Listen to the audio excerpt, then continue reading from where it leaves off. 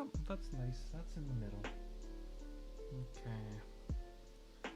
Just gonna move this a little bit so the shadow isn't over top the card here.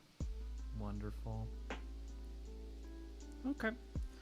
Alright, so what I'm working on here is I'm grabbing some white and I'm going to be deepening the white on this portal. For starters, this will take a few layers of white on this portal because I'm going to put really light colors over top of this.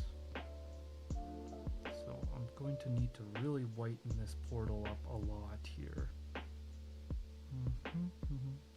And my palette has been sitting in the fridge, my wet palette. It's been sitting in the fridge for a couple days, so it's probably quite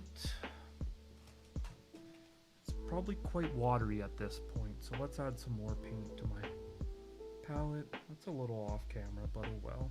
It's just white paint. It's nothing too interesting on the palette at the moment. Alright, let's get some white paint down here. This should apply a lot thicker since I just added. Yeah, that's better. And it doesn't have to be perfect right now because this is just the edge of the portal. And, you know, portals are mystical, magical things that don't always follow rhyme or reason.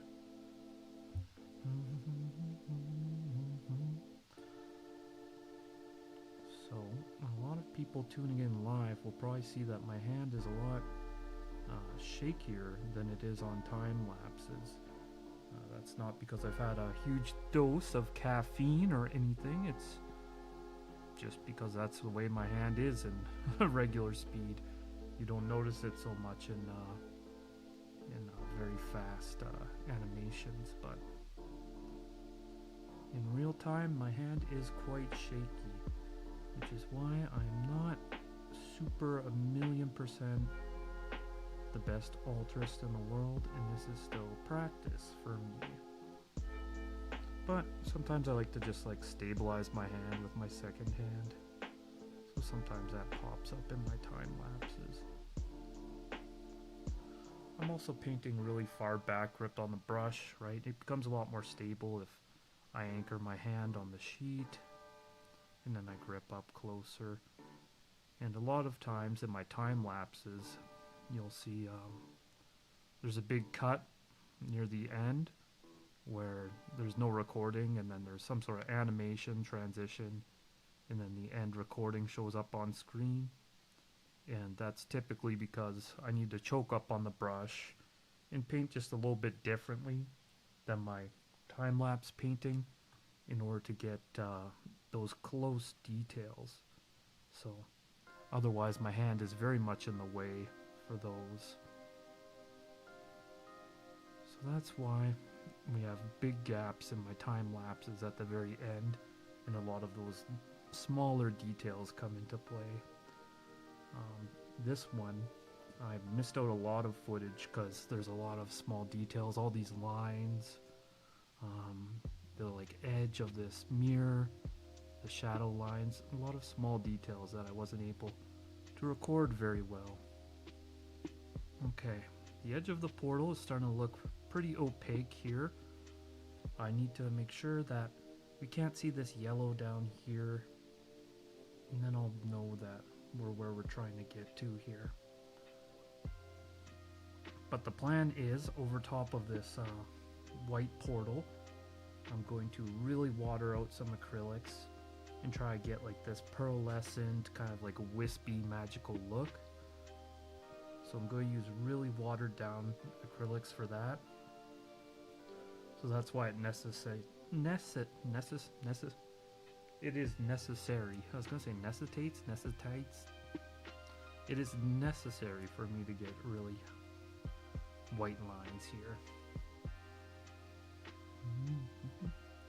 And then it's kind of funny because I'm going to dry brush over these moths to kind of make them transparent, but I want to really make sure they're all filled in first. That way I have more control when I go to dry brush them. And I do have to change the positioning of this moth here. It looks a little silly.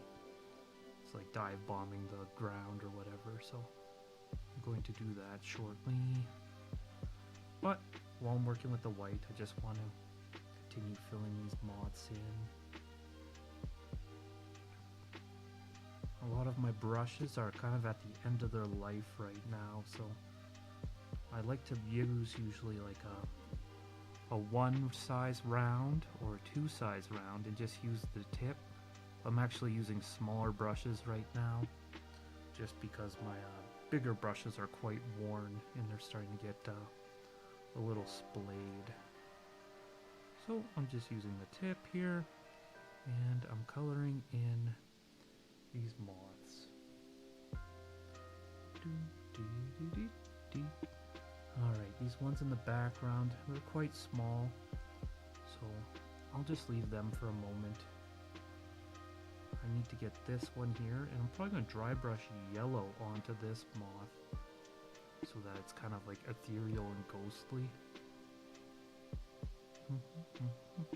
Because I want to see whatever's behind the moths is what I want to see here. Okay, I think I'll just go back and do one last layer of white along this border.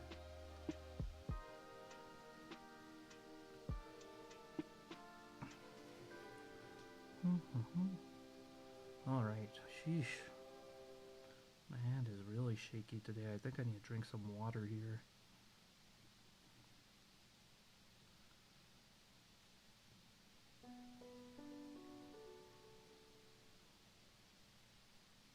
Alright, let me get a sip of water.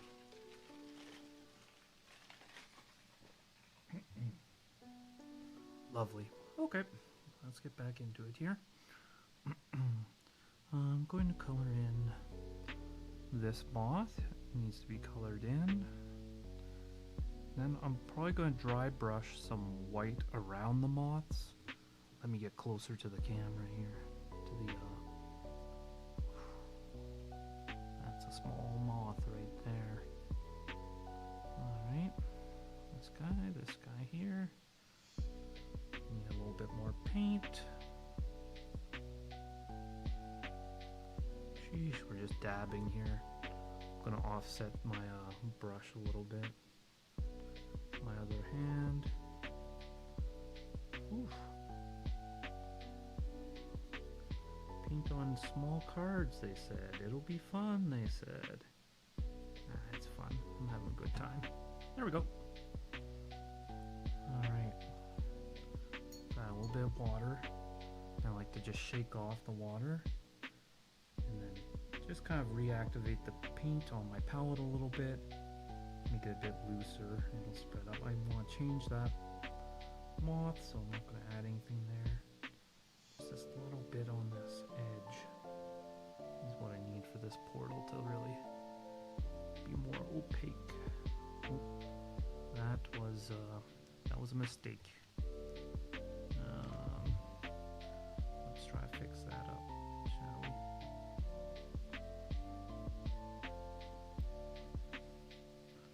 Okay, still there.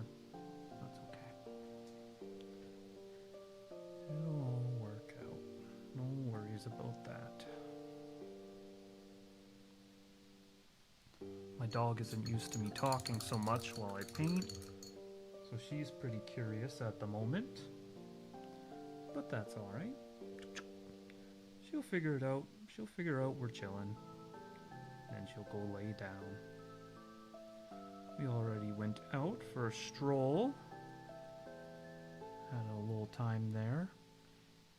And I used, not the W word when I said that, because I don't want her to get too excited.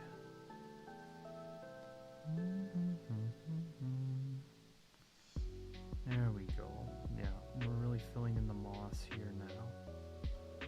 So I want them to be quite filled in because I'm going to be dry brushing around them to give them kind of like a ghostly, ethereal outline.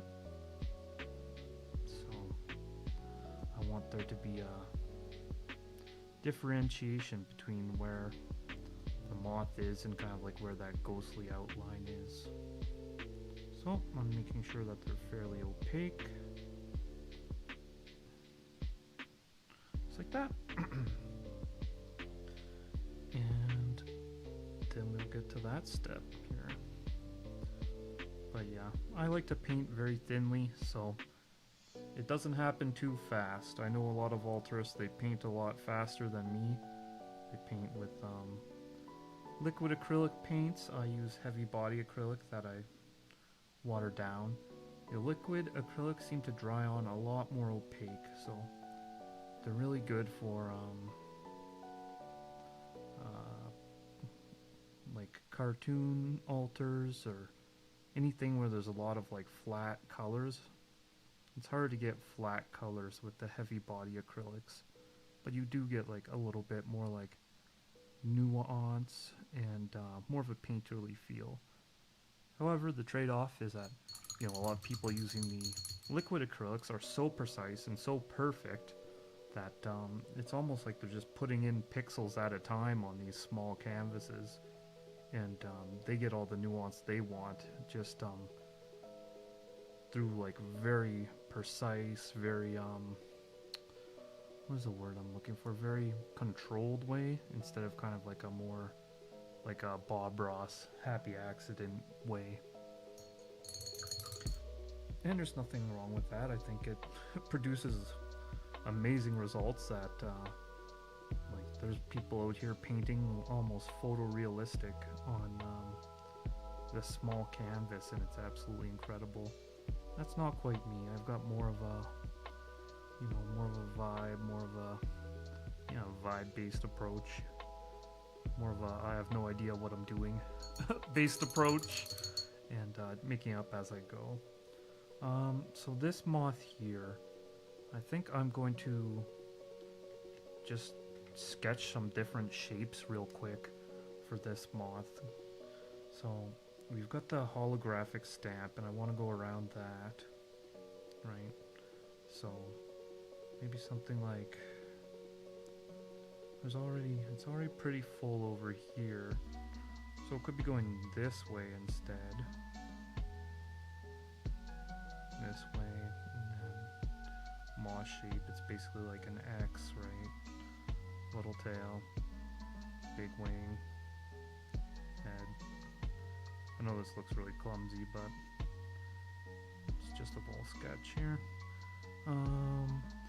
My client doesn't want me to take up too much of the letters here, so if I position the wing kind of, yeah, that's going to be way too far up, so I'm going to have to do, this is the holographic stamp once again, maybe the wings just like, we've got our X shape for our moth here, it's just easier to, you know, paint it in my mind, the X shape.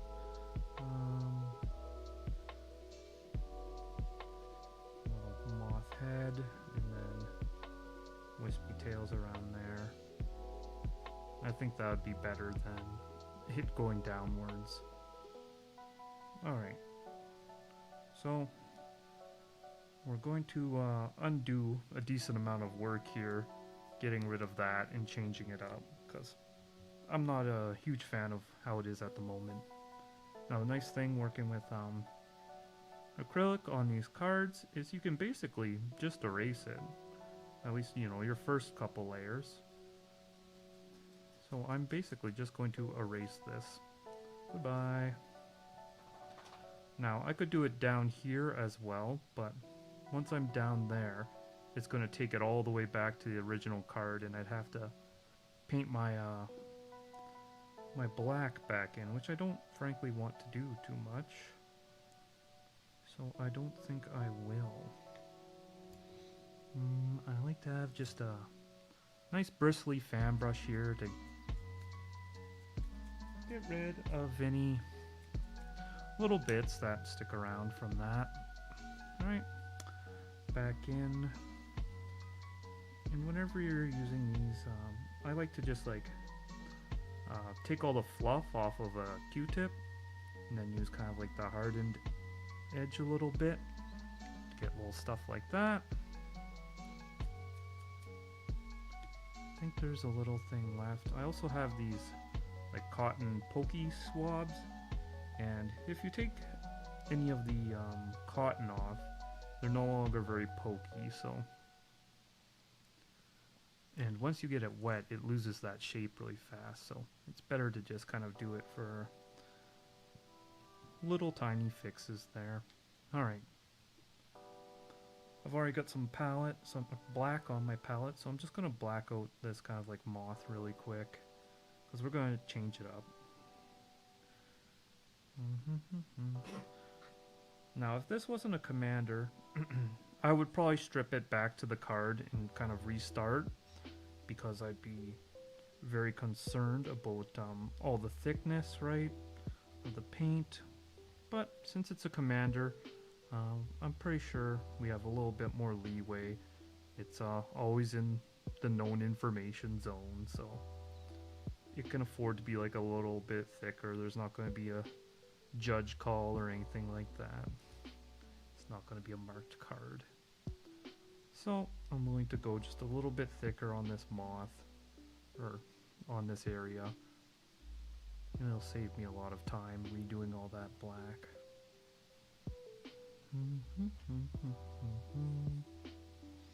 Alright, and I kind of want to do all my moths at the same time, so I will have to do a couple layers of black to kind of erase that one. So I'm just going to fill in these a little bit while I wait for that to dry. This is a lot of altering, is just trying to time things out. Like I said, I'm already a very slow painter, so, and I paint so many thin, tiny little layers.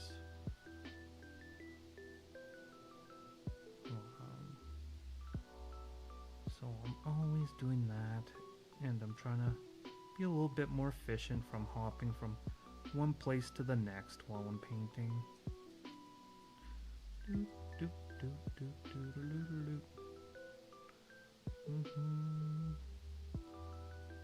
Perfect. Lovely, lovely. And I've got a really small brush here.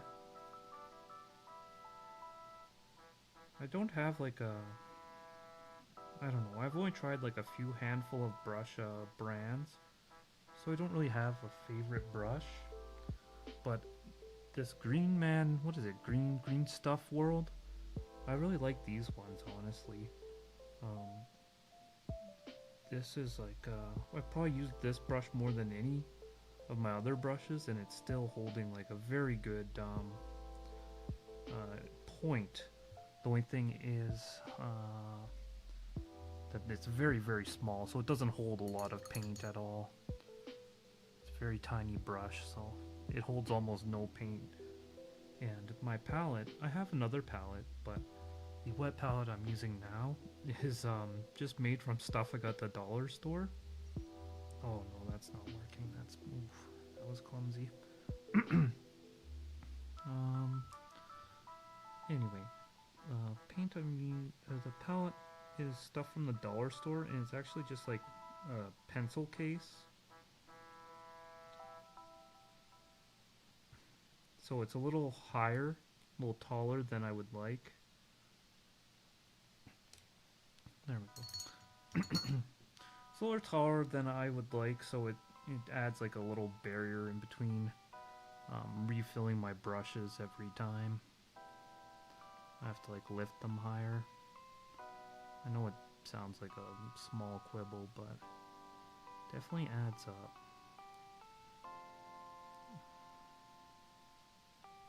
Alright, there we go.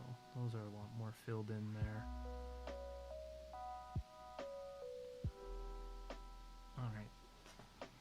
I have to really zoom in here to get this tiny little one.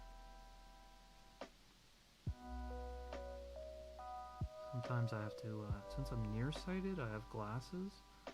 Sometimes if I want to like really zoom in, I can actually take my glasses off and I can see it closer. But I don't like to take them off and put them on and take them off and put them on. So that's another reason why I like to save the smallest details to the very end. Alright, let's go do another layer of black on this moth, and I'm just using a slightly bigger brush just because it's not very fine detail. I'm just trying to load a bit more paint into the brush and cover this up just like that.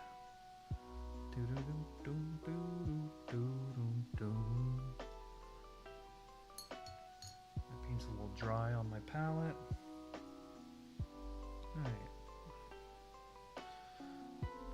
Alright, there we go. It's going to take a couple layers to really black this out, right? I could apply the paint a bit thicker, but I just watered it down a little bit, so now it's a little too wet to apply very thickly. Like I said, I like to work in really light layers. I think I'm pretty much happy with how densely white I've got the other moths, besides this one that I'm going to be changing up. So I think it's time to get into this portal. I think I've got pretty much the right opacity for what I'm going to try to do. So looking at it, we have yellows, we've got pinks, and we've got a very light blue here. So I'm going to mix some yellows, some pinks, and some very light blue. Basically they're all just white plus color. And then I'm going to water them down quite a lot and then make it happen. I'm trying to find a good brush for mixing. Here I think. So this brush, it's I like this brand. It's a very cheap brand. So they end up splaying pretty quick, but the brush itself is like $1, $2. So I like to use these ones, but it starts really splaying a lot. However, it's very soft. It's a very soft brush. So I know that when I do like really wet work, if you use a hard brush and a lot of water, it's going to like scratch right through your older paint layers. For example, I have this brush and it's very firm, very hard. Like you can probably even hear, right? It's very firm, very hard, this brush. And sometimes I'll use it on purpose to scrape through layers of paint. Whereas this one is very soft, right? I don't think you can hear that on the mic. Very soft brush. Anyways, my point is, it's good for mixing and it's good for doing like this like watery work that I'm about to do. So I'm just taking a bit of white paint, and my palette is pretty full of stuff right now here. I'll cover the card a little bit. I'm just going to take some white. Can you see this? Yeah, move it around.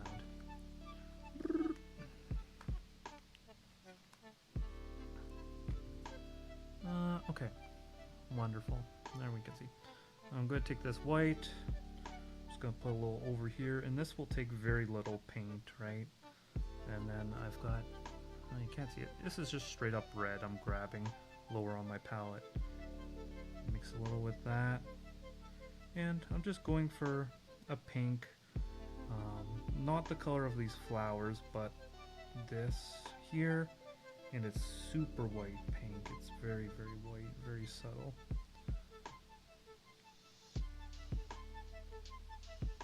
Yeah, something like that. Wonderful. Now I'm just going to add a little bit of water to it. I'm basically going to be watercoloring on that white edge that I've created. Alright, I'm going to add just a little bit more water to it as well.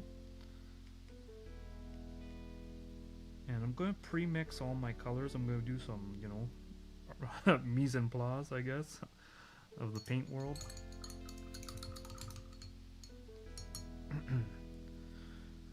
And I'm going to mix yellow as well. I'll put that right beside it. So I've got a little bit of my primary yellow here.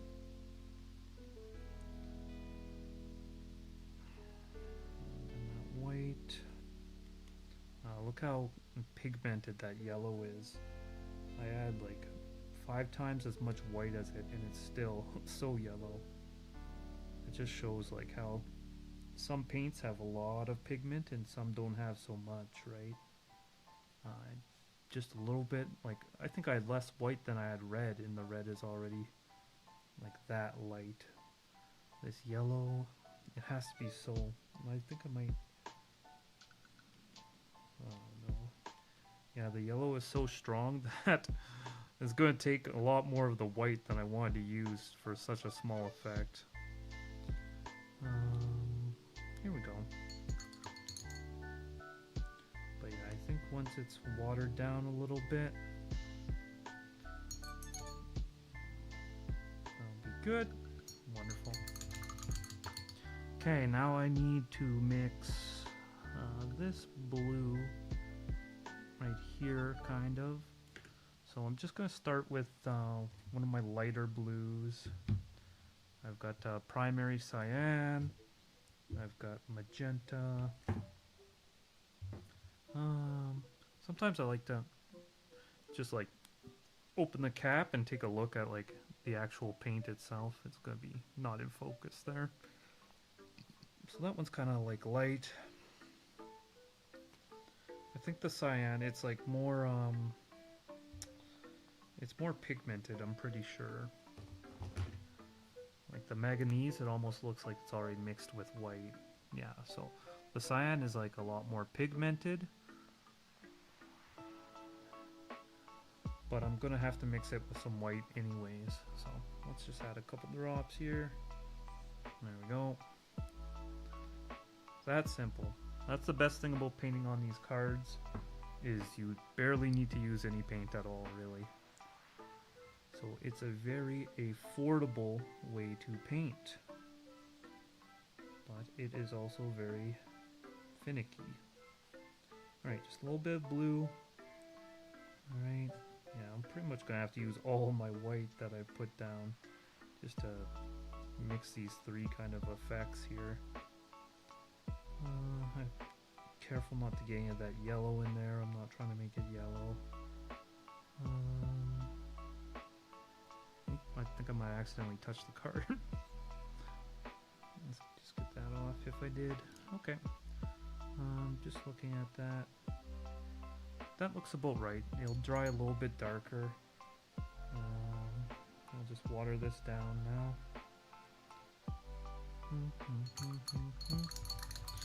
Okay, so we're basically just going to be like watercoloring the edges of the portal with these three colors. So I'm going to use this brush here. It's the same brand as the other one.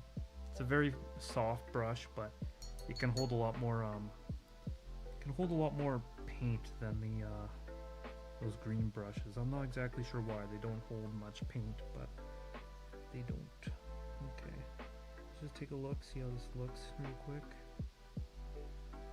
Okay, and I'm just going to kind of dot in these colors. I'm just going to let them do their thing, really.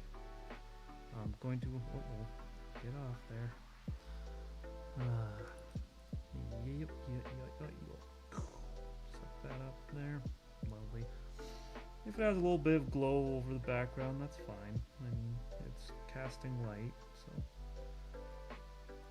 it's not the end of the world.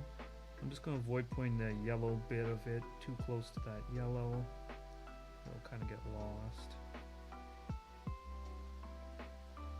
Alright, tapping in some more yellow over here.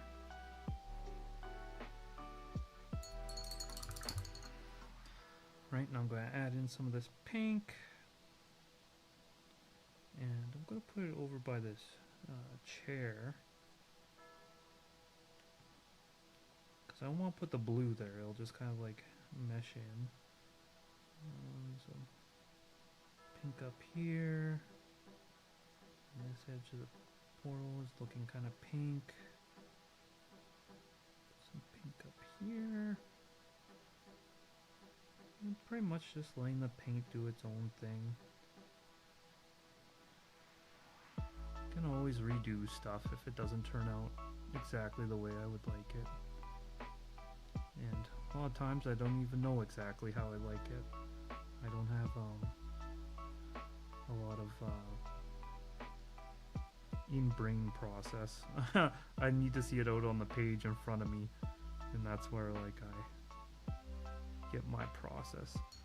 So yeah, we've dabbed in some yellow, some pink. Now we're gonna dab in our blue here, our really light kind of watercolor, really wet blue.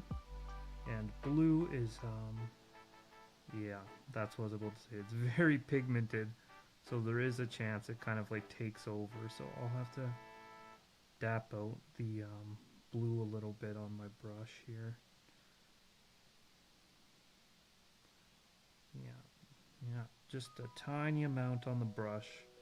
The blue is very pigmented, and now that there's kind of like a big pool of water, they like to spread out, and I want that. I want them to like spread and blend into each other, but I don't want any one of these colors to take over the whole thing, right?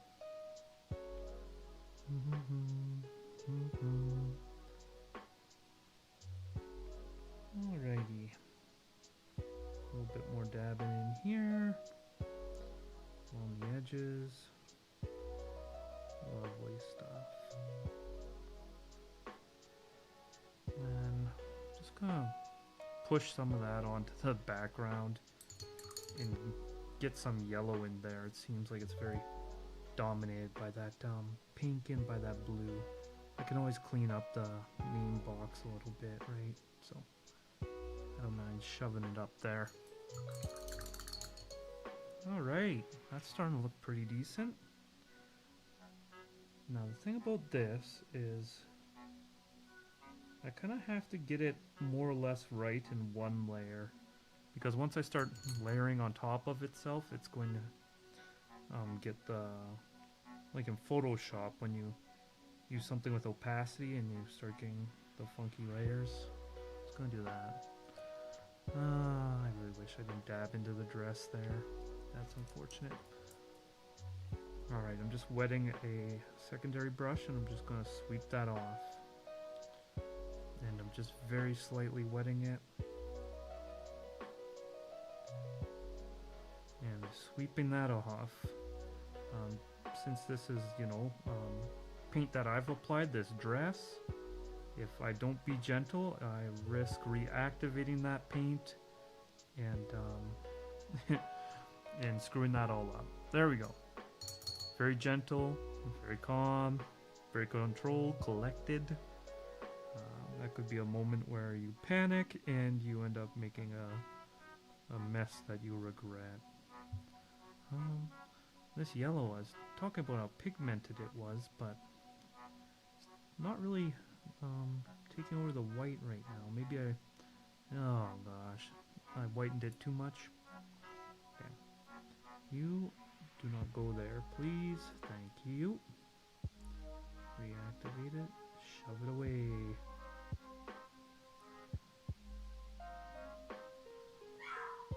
Oh. Uh-oh. Unspeakable acts are going on outside. A.k.a. a dog walking by. A singular dog. Alright. This side needs a little bit of love. I guess I'll move my palette so I'm not covering this so much now. Yeah, PM Nara. This is a French copy, so since I live in Canada, I do have access to French copies, and I think the inspiration for a lot of Dustmorn, at least the architecture and the characters, was French. My client wanted a French copy, so I ended up getting this shipped in from a local game store in Quebec. So I had to wait a week or so for it to come in, but it did come in pretty speedily. I was quite happy with it. I think that was the same order that I got the that Aether Drift foil in. And I'm sorry if I'm not great at reading the chat. Your favorite set? Why is your favorite set in what is it, Asterix? Wear it proud.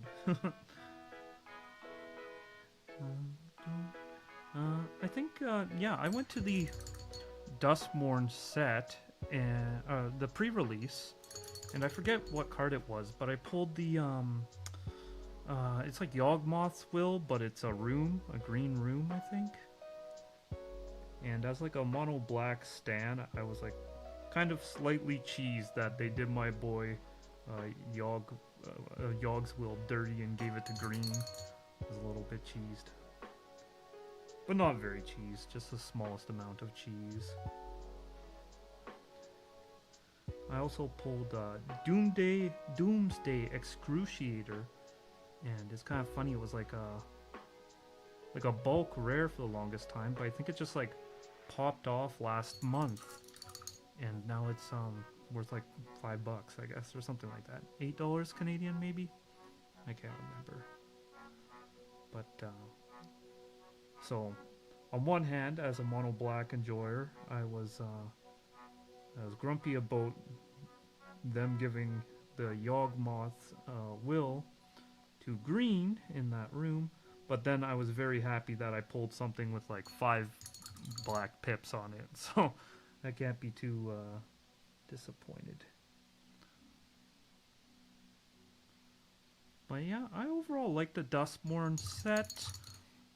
The modern technology, slightly anachronistic if you're, you know, an old head. But, this aesthetic, really cool, really cool.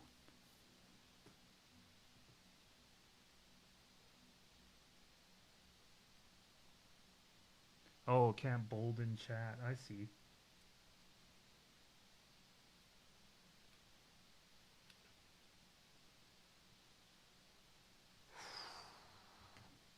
Mono black. Sorry, I was just like looking at the Pristine 10 Avatar Aang raised foil. That's crazy. It's kind of like fun that we have the universes beyond, because we're getting like, I know it's like just like a lot of like collector bait, but you know, people collect things for a reason. They like it, right? So I think it's cool that we've got a lot of like collectors in Magic. I hope I feel like, you know, we went through a little bit of a rough period with people scalping a few UB sets, but I think the Final Fantasy set is what I'm referring to. But I think it's kind of calmed down. They brought their fervor into the Spider-Man universe as well, but then it didn't seem to pay off nearly as much. So I'm hoping that we've kind of stabilized at that point. Alright, so I'm slowly getting rid of this moth here on the bottom, because I want to give it a different positioning. I did some sketching down here just really quickly about a more interesting positioning for this moth than what I previously selected, because it was kind of looking like it's just dive bombing the floor there. This portal is giving cotton candy a little bit. I can go back over once this stuff dries with a white and fix that up, but what I'm thinking is I'm just going to slightly blend it with a wet brush. It'll kind of like activate these paints, and it'll get it from all kind of like looking so similar there. Oops. I have to be so careful not to shake my camera in this setup that I've got going on.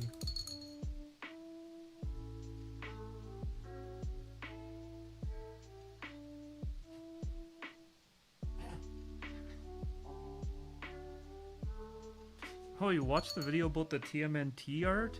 That one didn't get like a lot of hype, I felt, but I'm still figuring out what I'm going to do for all those videos. I think, I don't know, I like want to do like a tier list content because it's so approachable, right?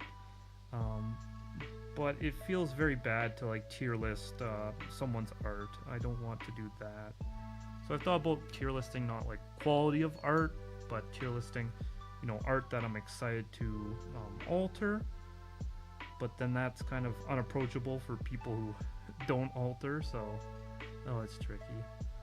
I think I can get away with tier listing like my favorite art, and you know, just preface that it's subjective. Pretty much any artist that's working on, well, I would be willing to say every artist that's producing art for Magic is a lot more talented than me. So if I say that is like not personally to my taste, I think they'll survive really. But it's still something that I don't really love the idea of doing. But I was thinking, once they finish the spoilers for what is it? What are we doing right now? What are we doing right now? What's happening? Oh, I feel so dumb. Oh, Strixhaven. Once we finish the spoilers for Strixhaven, I'm thinking like I'll put like my favorite red cards from the set in like a tier list, and then do a video for blue, white, black. Because I keep making these like half-hour long videos, and like no one on earth is gonna watch me ramble for a half hour. Accusations of AI and magic art. I think it has happened a couple times. I think Trouble in Pairs was either AI or copyrighted art. And then a lot of times artists will use references as well. So I think one of the don't quote me. One of the situations that came up was Wayfarer's Bauble, I think, like an Ixalan printing of it, was using reference like very heavily, and that one was a bit of a, not a scandal, but a lot of like outcry about that. But it was in fact like hand done. It was just using like references very liberally. But I think it's happened a couple times. And every time it has happened, like Wizards denounces it, and they've said that they're not going to use AI in their products. So it just comes down to them like really filtering and monitoring their artist, right? So in the future, who knows what they'll do to keep an eye on that.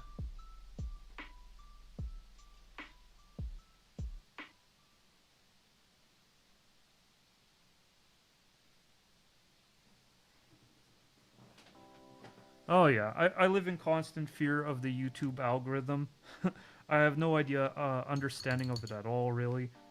For example, my last two shorts have popped off like you wouldn't believe, and so ecstatic about that. I'm going to, what am I going to do here? I'm going to put a little bit of white in this portal, so it's like glowing from either side of where I put this white.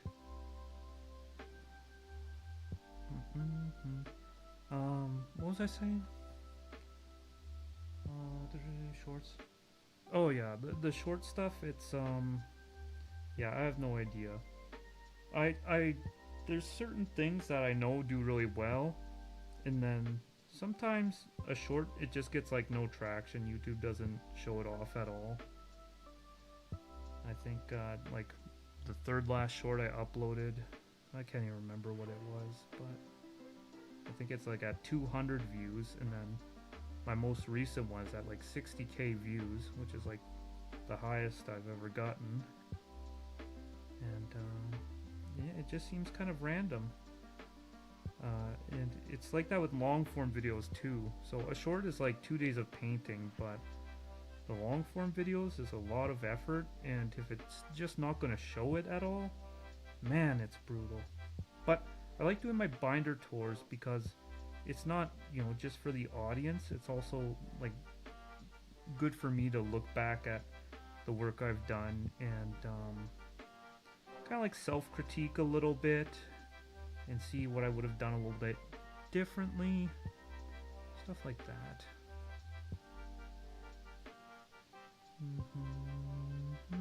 I need to get like a little bit better of a monitor setup. I have to like swivel in my chair every time I want to check the chat here.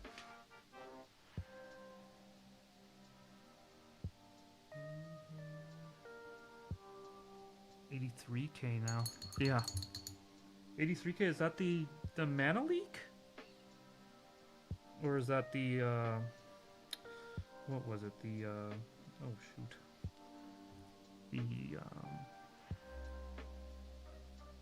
The Aether Drift foil one.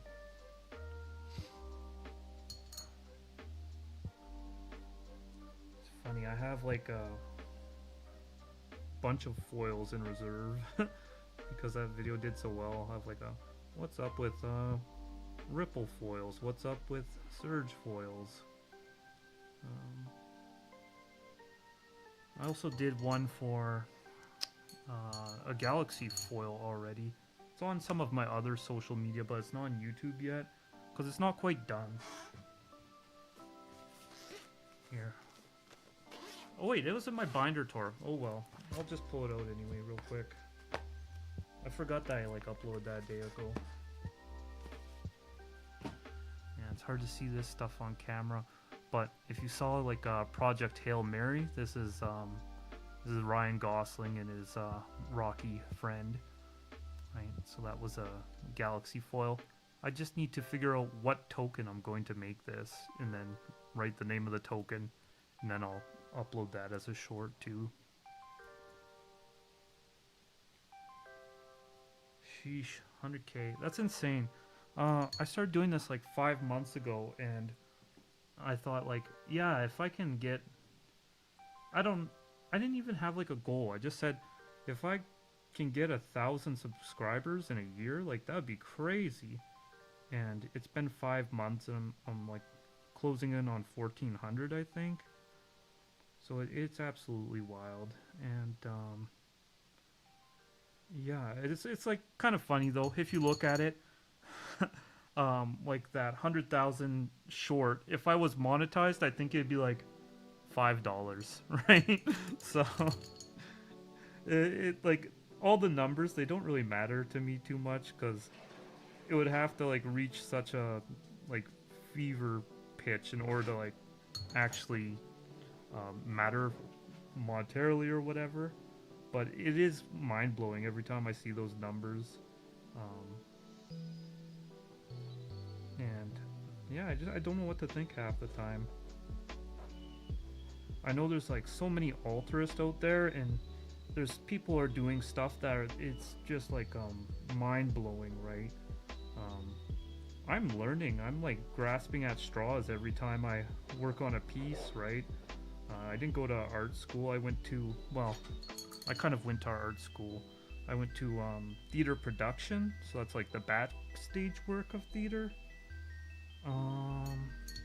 And you know, there was a painting class, but it's painting the complete opposite of this, is painting a giant set piece as opposed to like a 2.5 by 3.5 inch card.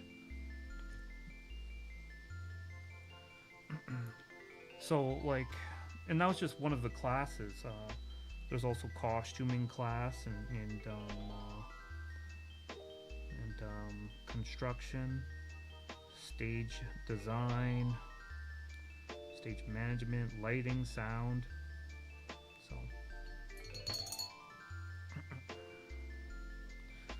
So I don't really have experience painting. I used to draw when I was a kid a lot, and you know, I painted just a tiny bit when I got a bit older, but I never really stuck with it. So my point is, there's tons of altruists that are like lifelong painters, insanely talented at what they do, and I just don't think they like to edit videos or something, because they're all on TikTok and Instagram, and they're doing amazing work there, but there's very few people putting up YouTube content. But then again, I think if they're really passionate about painting, YouTube, it's more of a pain in the butt. A lot of people like to post the kind of like reveals of their art, and it's like a little recording. But the time lapses and stuff, I spend nearly as much time editing as I do painting, honestly. That's a bit of an exaggeration, but I do spend a lot of time painting. I mean, editing and painting, both, actually. Alright, I've almost got that butterfly gone. My portal is starting to look kind of like fuzzy and glowy. I just need to... I think I'm going to take a really fine brush and get slightly more of the pigment, less watered down. And I'm going to kind of mix the colors in a little bit. So where this blue and pink is, I'm going to brush in a little bit of yellow. Give it a bit of, you know, like there's wisp in it too. It's not just all liquidy and watery. And then I'm going to add a little bit more red to my really liquidy red here. Do the same in here.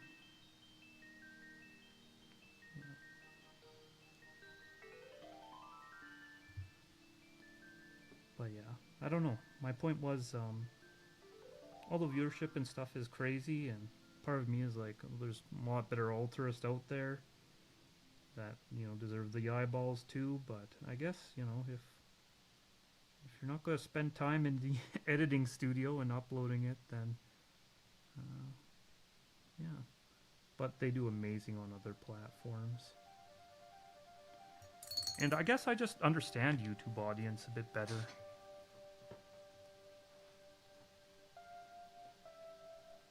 What kind of token it would be, what envoy that is. I'm not sure what you mean by what that is.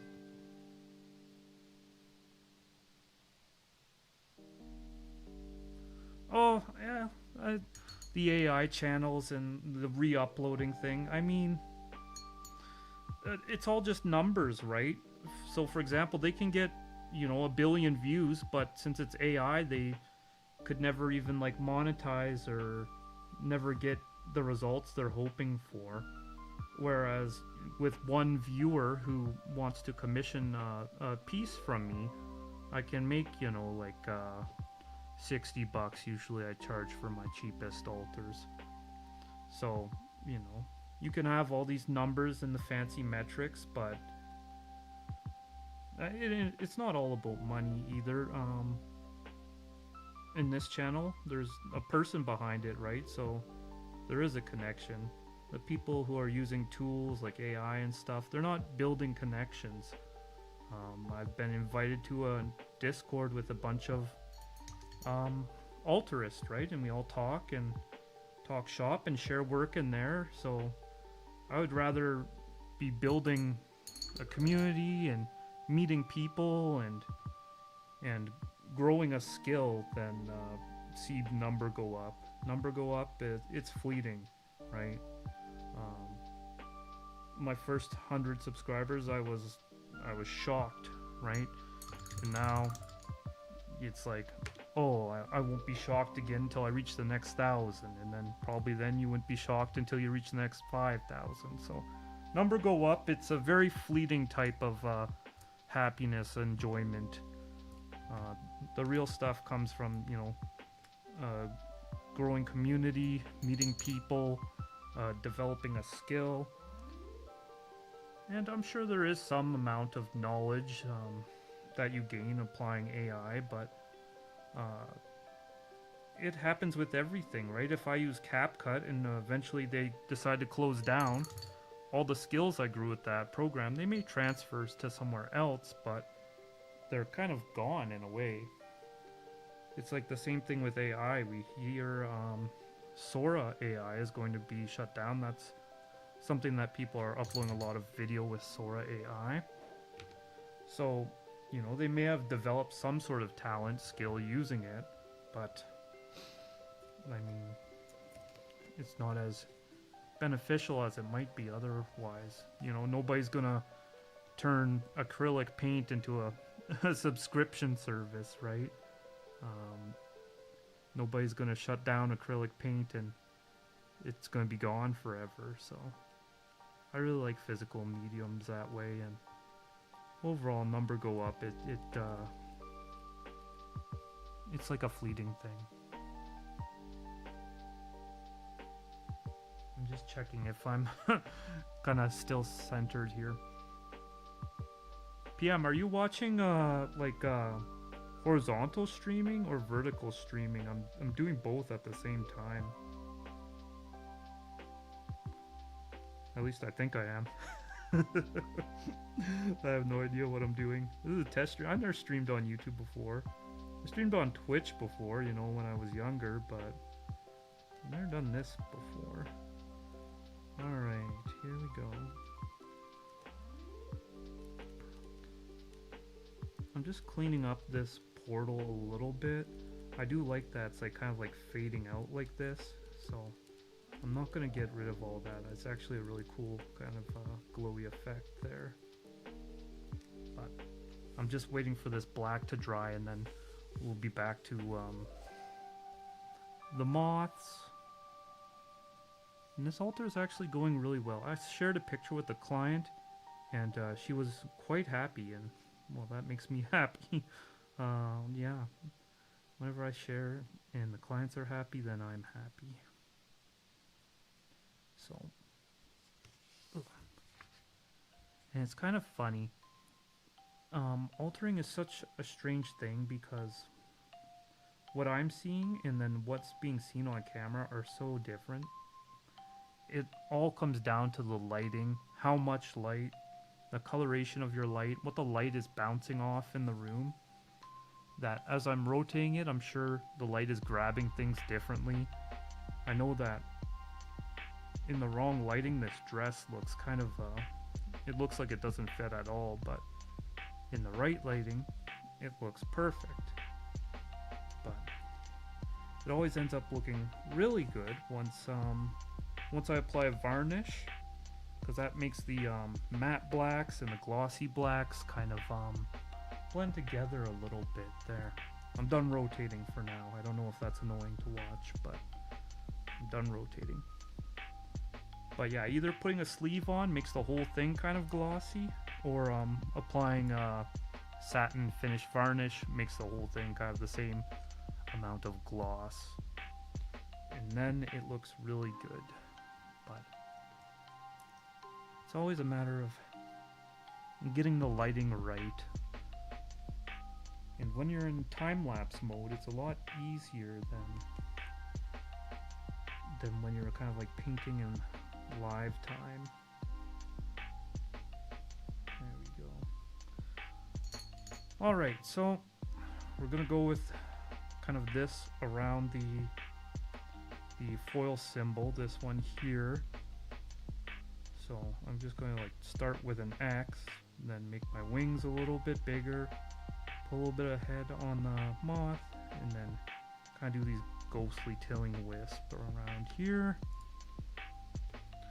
I think I want to use probably this number 2 green brush if I can get a good point on it. Yeah, you can, I don't know if you can tell, but the bristles, yeah, you can't tell on the video. The bristles are really starting to poke out on that one. I need to buy some new brushes. That's a crazy thing. It's like every 2 weeks I have to go to the art shop and buy new brushes.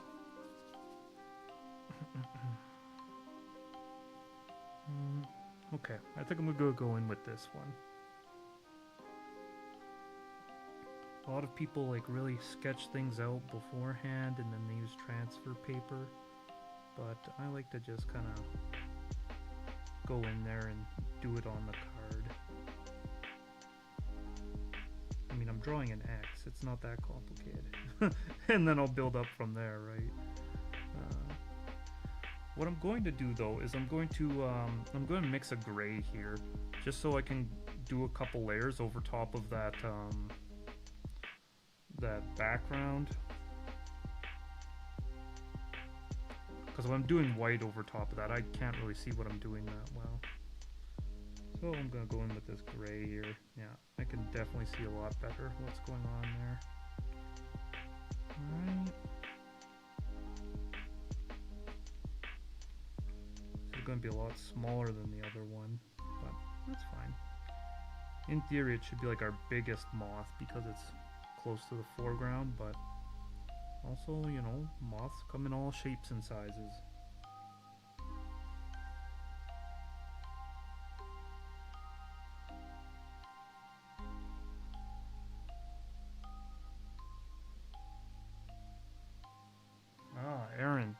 Are you the Aaron that commissioned me for... What was it? What did Aaron get?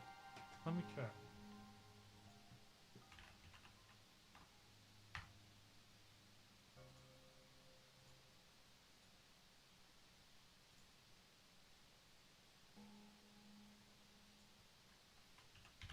Oh yeah, Aaron with the avatar cards. I don't know why that was so hard for me to remember. Yeah, that makes sense. You're talking about the Aang being pulled and everything. Yeah, you had like all the fancy versions of what was it? Aang, Katara, and no Aang. My brain is so shot right now. I've like never even like just like talked while painting. Now I'm like talking, streaming. Oh, my paint got too watery here. Okay, I gotta dry off my brush here.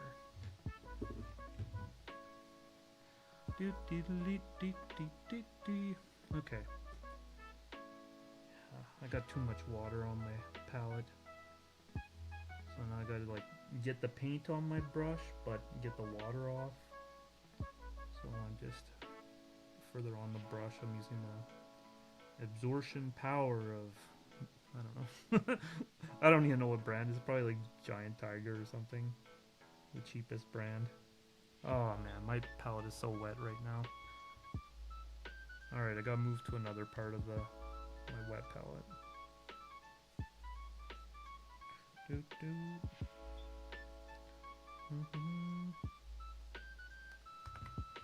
Alright, here. I've got a nice dry paint to work with.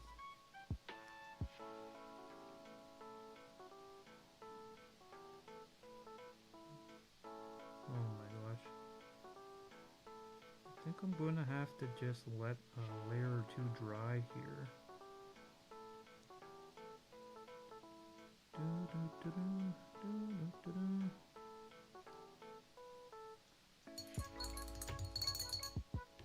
Yeah, that's you.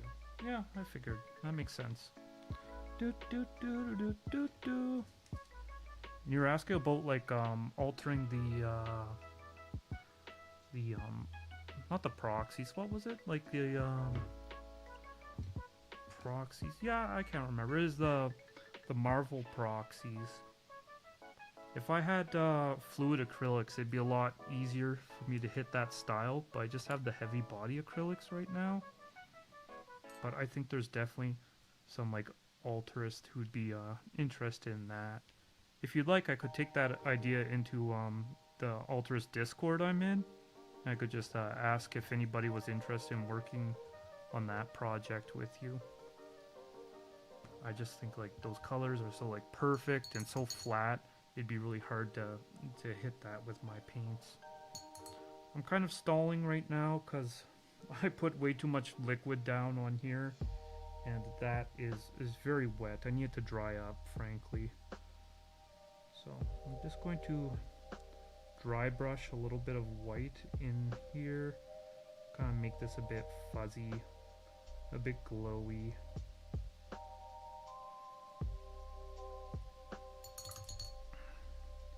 Then I'm probably gonna go in with some oh, that is not white. That is very dark white. There we go. We'll go in with some more specks of those colors to shake it up as well.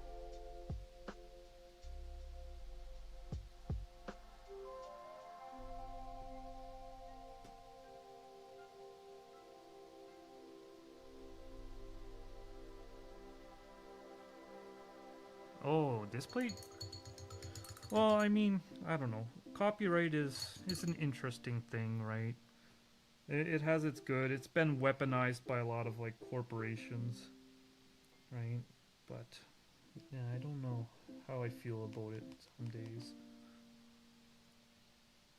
Because like in theory, you know, for example, Nintendo blocking like Let's Plays for using their copyrighted material is a bit crazy, right? But then, of course, it also, you know, protects hardworking artists to some degree. Although that usually it's protecting corporations more. So, but yeah, there's actually two discords I'm a part of, and one is for like altarists. So that one is a little tricky. But the other one I'm a part of is for like people looking for altars. I could link that to you if you'd like.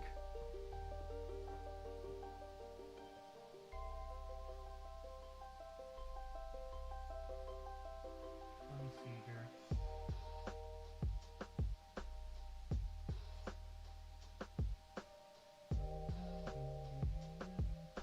I think I'm just gonna put in the chat, and if you want to join, you can join.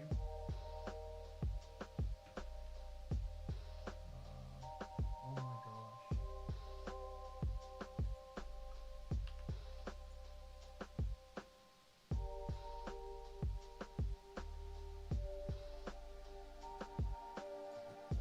Never mind, I don't have invite permissions.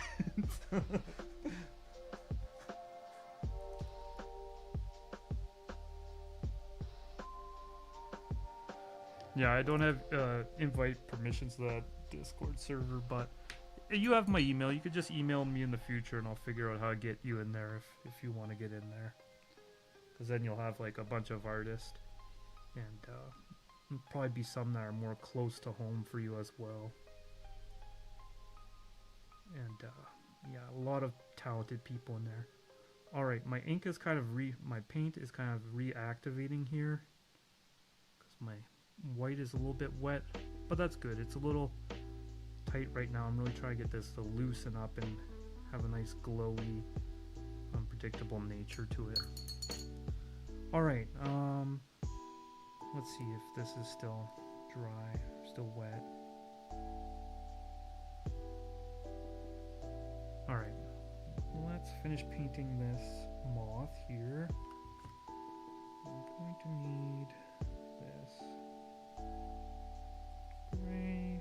Bada bing, bada boom. Alright. Now, like I said, my client didn't want me to cover up too much of the lettering here. They wanted that nice Francais.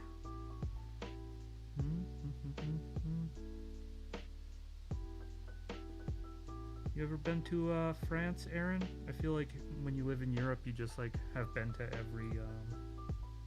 every country in Europe. In Canada, we can only really easily get to the US, and kind of a dumpster fire country at the moment. So, politics aside, even if you were a fan of their politics, I'm not a fan of like getting stopped at the border or arrested or all that craziness. But being Canadian, I grew up in like French immersion class, but I'll tell you, it wasn't very effective. We just sang little songs about pizza in French, and that would be the extent of my knowledge.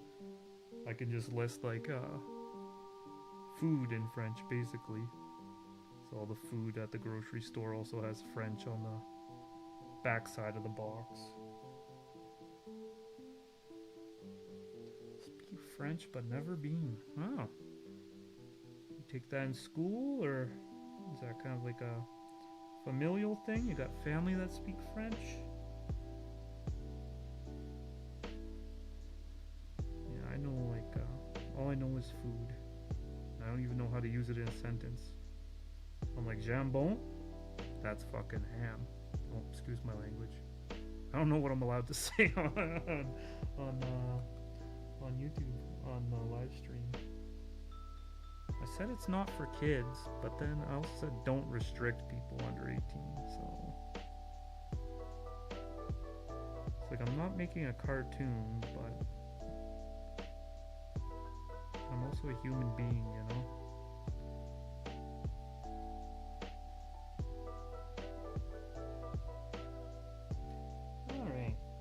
Starting to look like a moth, a butterfly, or some sort of a winged insect.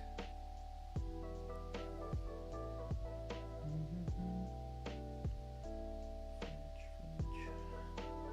One of my girlfriend's her like best friend. She's in the Canadian military, and she just ended up moving to Quebec as well, or a small town in Quebec, or a mid-sized town. I don't know.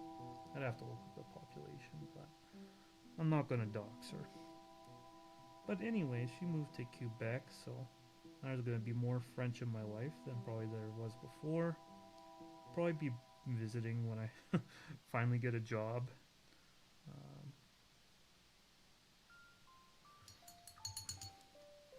Right now, kind of on a travel ban. Oh, French or German? My girlfriend studied for a year in Germany, and she really liked it. I feel like I would probably get along with German people too. I feel like German people, kind of like Japanese people. I did visit Japan earlier in my life. Are kind of like regimented. They kind of have like a code of conduct that's like instilled into society, and I like that. I like knowing what to kind of expect from people. I feel like here in North America, it's a very what is the word I'm looking for? It's very like a kind of winner take all mentality, like you versus everyone else. What is it called? A zero-sum game? Yeah. All or nothing. The level of community is very lacking in a lot of places. Alright. So, like I said, I made this one gray just so I could see what I was doing a bit better on the this really cream-colored border. Now I'm going to white it out so it's like the other ones. But yeah, I started this stream with this thing being like 90% done, and we're gonna see that the last 10% takes so much of the time. It's actually crazy. Let me get the shadow off there. Japanese, learning Japanese, Japanese culture. What part of Japan? I will say my favorite thing when I was in Japan, and if you ever go to Japan, is go to a bonsai museum. If you're like a lover of nature, if you have like an appreciation for nature and art and craft, it's all of that, all in one. I would say probably 90% or more of the pictures I took in Japan were all at the bonsai museum. I had such a good time there.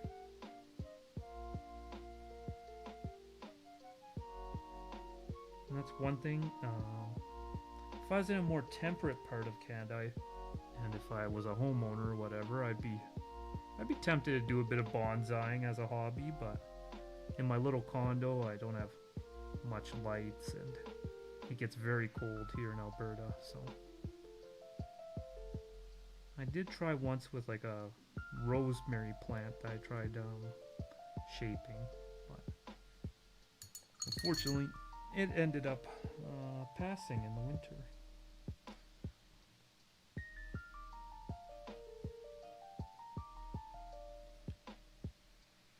Man, this yellow border is really making this not as nice as I would like.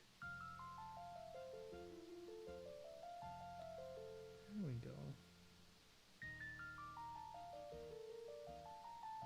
I love it when a plan comes together. Alright. I think I'll probably have to let this one dry up a little bit. My paint is looking a little tacky. I think we're going to switch to a real tiny brush.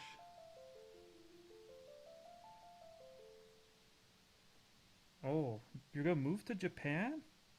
What is like the visa requirements like? I hear it's pretty strict, but I mean, I've never actually looked into it from a factual setting, just what I hearsay, right?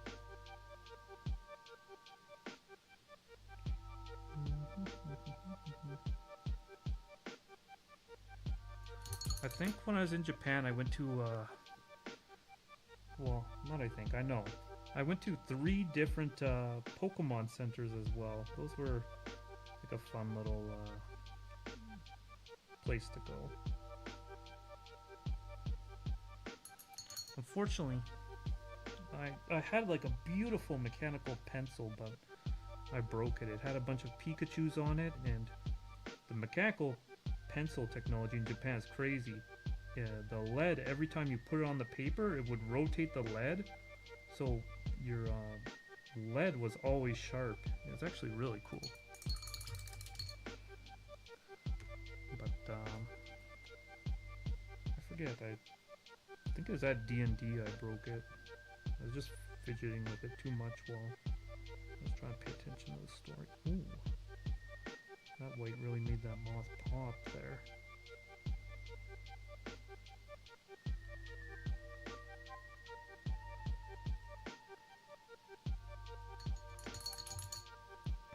Heck yeah. Yeah, this tiny little brush is good. I'm gonna have to like really zoom in here to get these ones. Oh yeah, baby. I love it when a plan comes together. And this one needs to be a little bit lighter. Yeah, a lot of altering is just like stalling for time while you wait for certain things to dry. So like right now I'm just doing little tweaks while I wait for this moth to dry.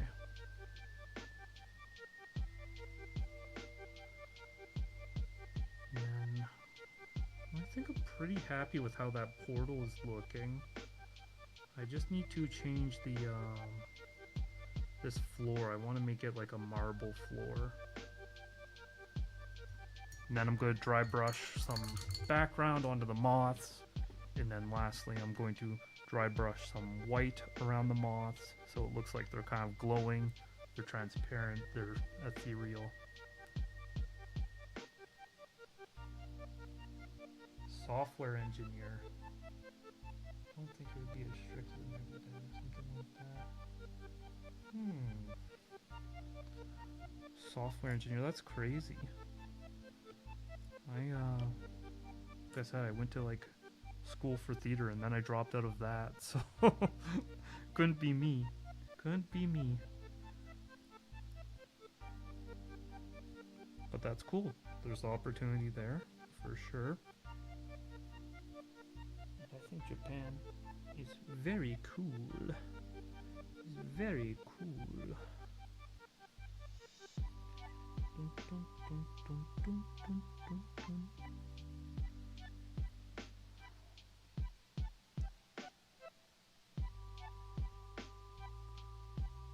There we go. Gave that moth a bit of shape. And I think I'm going to dry brush just a tiny bit of yellow in around the edge of this portal now that they've been defined. I'm not going to even dry brush, I'm going to speckle it. I gotta raise my hand or else this is going to make the camera shake like crazy. Oh, let's go. That's popping out. Yeah, that looks good. Dun, dun, dun, dun. Ooh, mama. I love it when a plan comes together. I might as well put some over here in the original art too, why not? Yeah, it doesn't show up as well since it hasn't really been prepped. There we go. Hey, that looks pretty good. Alright. Alright, I think I've stalled long enough. I can go back to that one moth in the bottom.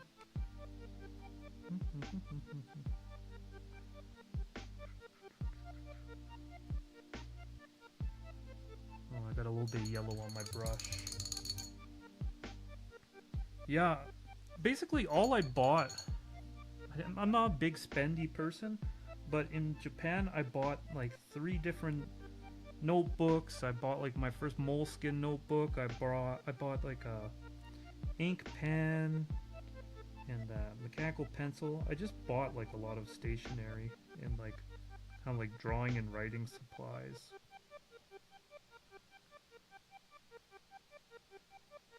and like a few little knickknacks, but then of course, you know, some of the touristy stuff, like Japan's known for having all their crazy different Kit Kat flavors. I eat a bunch of different Kit Kats in Japan and a lot of candy. And I was there because my girlfriend was teaching snowboarding in Hokkaido for the season. So at the end of the season, I came up, and it was supposed to be a little past kind of the cherry blossom season, but I still saw a lot of blossoms before they all fell off the trees. Getting a few paints here. It was a very good time. I would gladly go back to Japan. My girlfriend's one of those people who wants to, you know, like visit every country in their lifetime. And I'm more of a, like a homebody type, but it's really nice. The mixture, it helps me get out a little bit more. So this brush is super hard. So I almost never use this brush to paint, and I use it just to like clean stuff up a lot of the time. The bristles are so hard, they really scrape paint off really well. And that's why I don't paint with it very much either. It's so hard that it usually just pokes through to my other layers, unfortunately. There we go. But you get a little bit wet, and then you can really... Especially, sometimes things just end up in these text boxes that I don't notice till later. And I've actually like had one card that I sealed, and then I noticed there was a big blotch on the text box that somehow I missed through 8 hours of looking at it.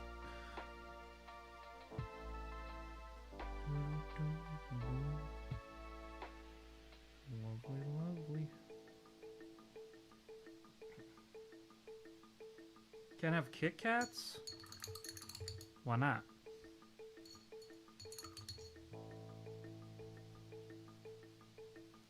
Why not? Chocolate? The wafer?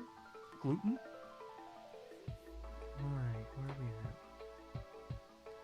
My favorite one is like, you could buy them like pretty much everywhere. But for some reason it just hits so different to like green tea Kit Kat in Japan. It just hits so different than when I get them here in Canada. Even though they're quote unquote available, it's clearly not the same thing. Some of my white paint got gray on my palette. Oh well, I'm gonna do a bunch more layers here anyway.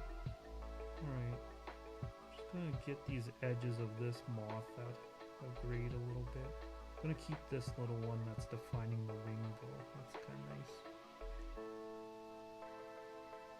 I did the same thing earlier with this moth. I put down the gray kind of like base layer so that I could see it over top of the text box. So I'm just going to whiten that a little bit as well. My lines are a little unclear. I kind of want it to be like swooping down and up, right? But, well.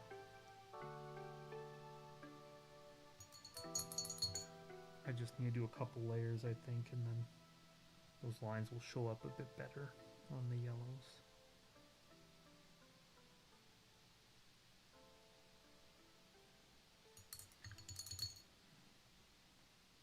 And then I think my kind of like trailing line should start off quite white and then get softer until they're disappearing.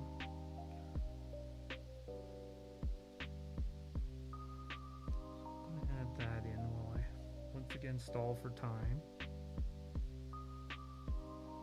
I'm ultimately stalling because I have to turn this into a marble floor, and I haven't really thought about how I'm going to do it yet. I'm just gonna kind of go in guns blazing and see what happens.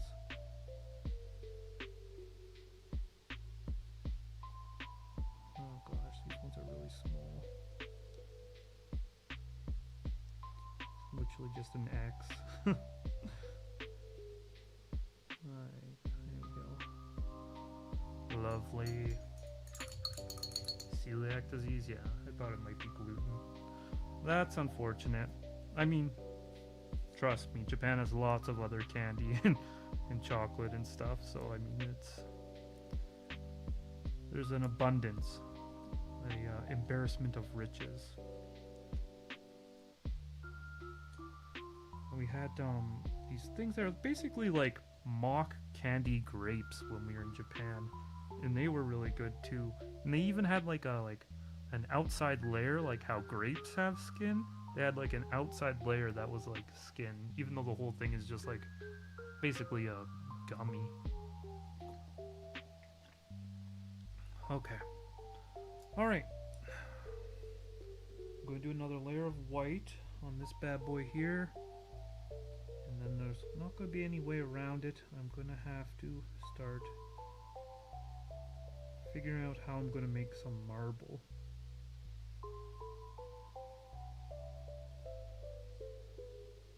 I would like to kind of like watercolor it on, kind of similar to how I did the portal. But I know for sure that like different tones of white and black and gray are all going to meld unless I let each one dry, in which case it would have been better to start with white there instead of that gray. Maybe I should lighten it up no matter what. I think so. I think I'll just start by whitening it up a little bit, lightening it up. Because marble usually isn't that gray. And I'm not going to be perfect. I'm going to let there be like some mistakes in here because I want to have, you know, those veiny... I don't like that I said veiny. Those like vein streaks of marble, right? So I'm not going to try to be perfect at all with my application because probably me just doing it loosely will turn out better than if I try to be super meticulous with it. So I left a lot of these little kind of like wet dots. I'm going to let them dry just a tiny bit, and then I'm going to just kind of brush them all in one direction to give it some shape. So I need to let that dry for a moment. I think, what should I do here? Just gonna clean this up a tiny bit. Hopefully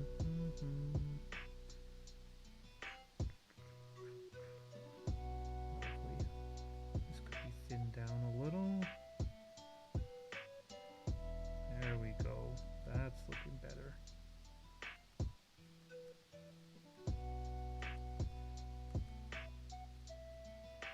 My girlfriend is actually out skiing this weekend. I think, you know, you can be confident to some level, but once you're immersed, probably, you know, your language will just explode in quality once you're there as well. But I mean, you already know multiple languages, so I bet you pick it up relatively quickly.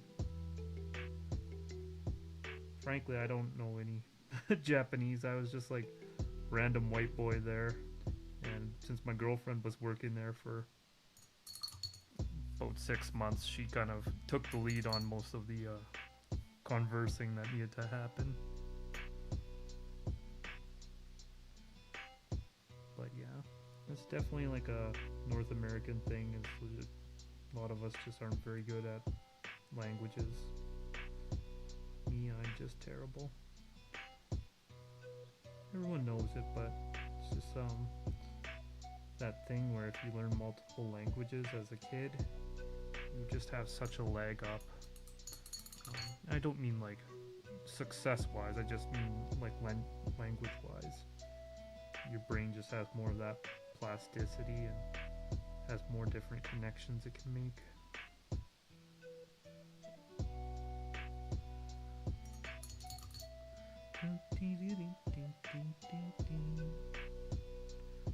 What time is it? Sheesh, okay. Probably in about an hour. I should stop to let my dog out to pee. I might just go on break and then go for a mini round the block with her and then start back up. Who knows? Not sure yet. I don't know what the algorithm will punish me for. Alright. I'm gonna thin this moth down a little bit. It's a bit more shapely here. That way.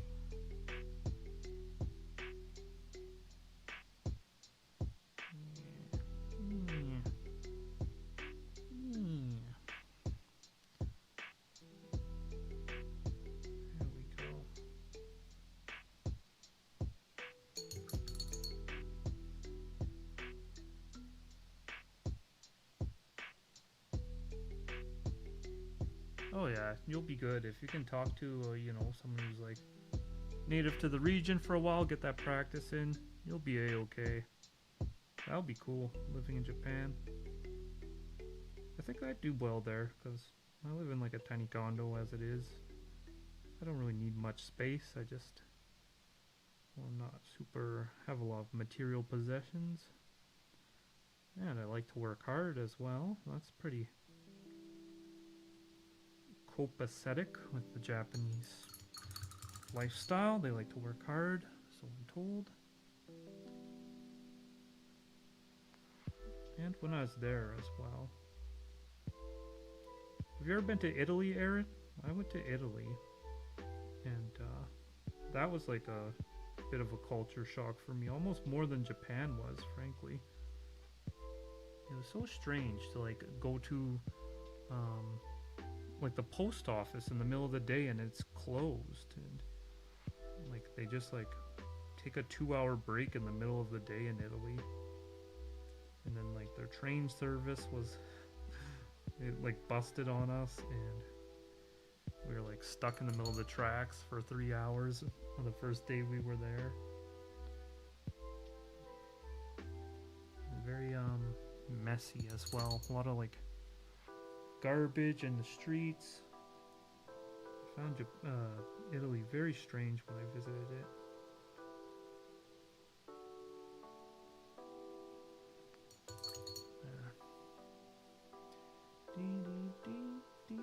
But I mean, lots of history, lots of beautiful sights. I went up to the like Amalfi Coast when I went to Italy, and I stayed there for nearly a week. My girlfriend, one of the friends she met when she was doing the skiing seasons, is she met someone whose family had a property in the Amalfi Coast. So we actually stayed with that individual for, you know, a few days.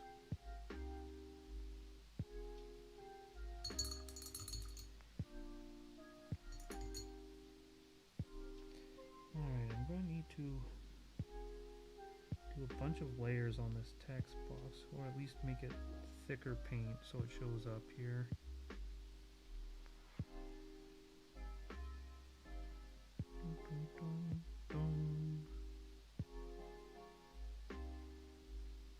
I know I just, oh no, I gotta let it dry.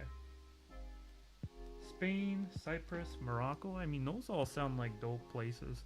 I pretty much just dropped my whole catalog of Japan and Italy. Otherwise it's just like super generic North American, go to Mexico style stuff. I forgot that I was trying to streak this out, unfortunately. I got a little preoccupied, but that's okay. We'll figure it out. Just don't want to go over this kind of painstaking detail I got done earlier.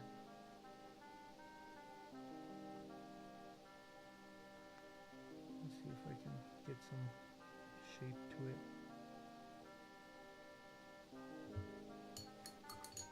Okay, we're getting there. Oh man, but yeah, I definitely went over while my paint was still wet, and I reactivated that moss wing. That's really pain in the butt. Especially when I'm like running out of like areas to go touch up while I wait for it to dry. sometimes the very edges of the card can be tricky the way I paint as well. Since I like water my paints down, paints don't really want to stick to the edge. There we go. Sometimes I just gotta fix that up as well.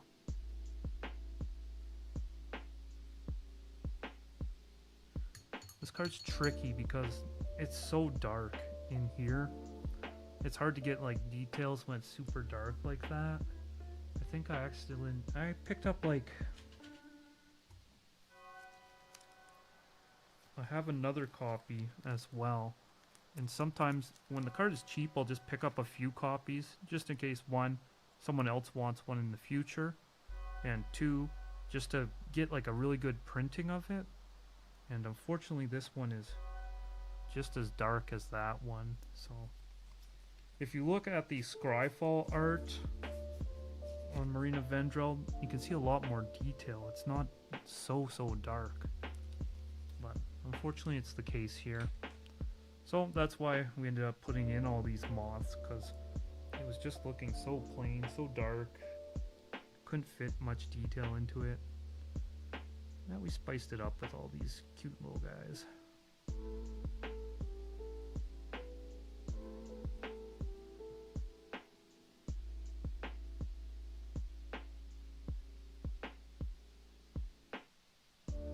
What's an NDE? NDE.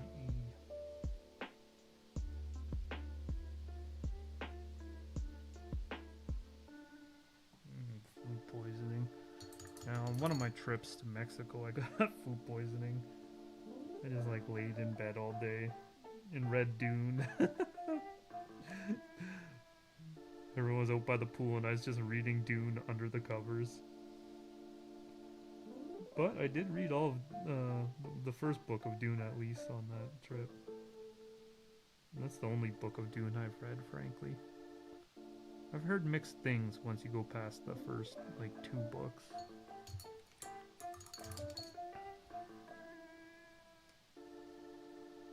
Oh man, I just got too much water on my palette. Gotta try this out. Okay. Drying out my brush. There we go. Alright, let's get in here. Oh my gosh, oh my gosh. That was a lot. That was a lot of paint. Yeah, these like, this brush I'm using soaks up so much paint. So much like liquid, it's good when you want to put down a lot of paint. The green ones are a lot more precise and they don't soak up as much water. Alright, let's see if I can kind of just reactivate this paint and just give it some shape.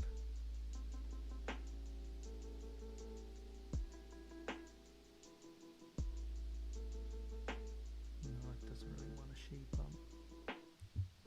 Okay, I think I'm going to put in some dark, like black marbling lines, and then once those black lines are in, I'm just going to dry brush a bunch of different shades of gray over top and see what kind of effect that gives us. So I think I'm going to go in with this small brush and put in like some swirls and just some really shapy kind of, yeah, something like that. So I'm going to start off thick and lighten up and go thick again.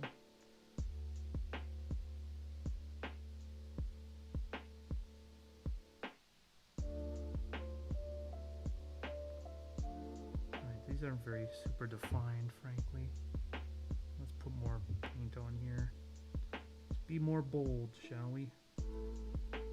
Fortune favors the bold.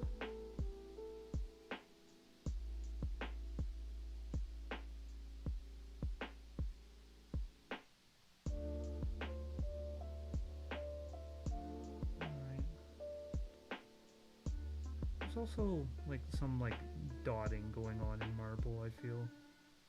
It's always like just like dots going on in it. This is one of those times where you just have to trust the process. because one, I have no idea what I'm doing, but my superpower when it comes to altering is that I'm just really stubborn, frankly. I may not always know what I'm doing, but I'm willing to see it through. I'm willing to ram my head against it till it looks good. Yeah. You definitely add some black lines. Let's add some in here too. No reason it would just stop. There we go. Let's get some shape to them. Some density.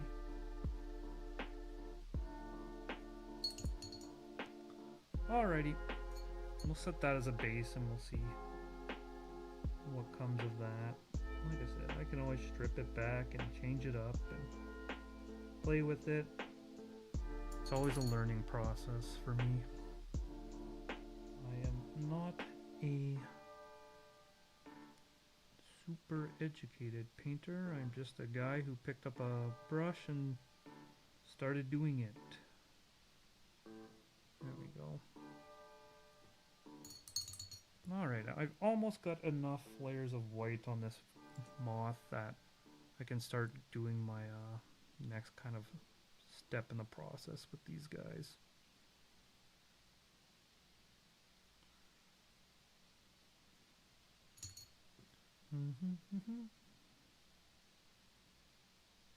Oh no. I said these green brushes, they're not as soft as my other ones. So sometimes if I'm not careful, I can sometimes go through layers of this as well. There we go. Alright.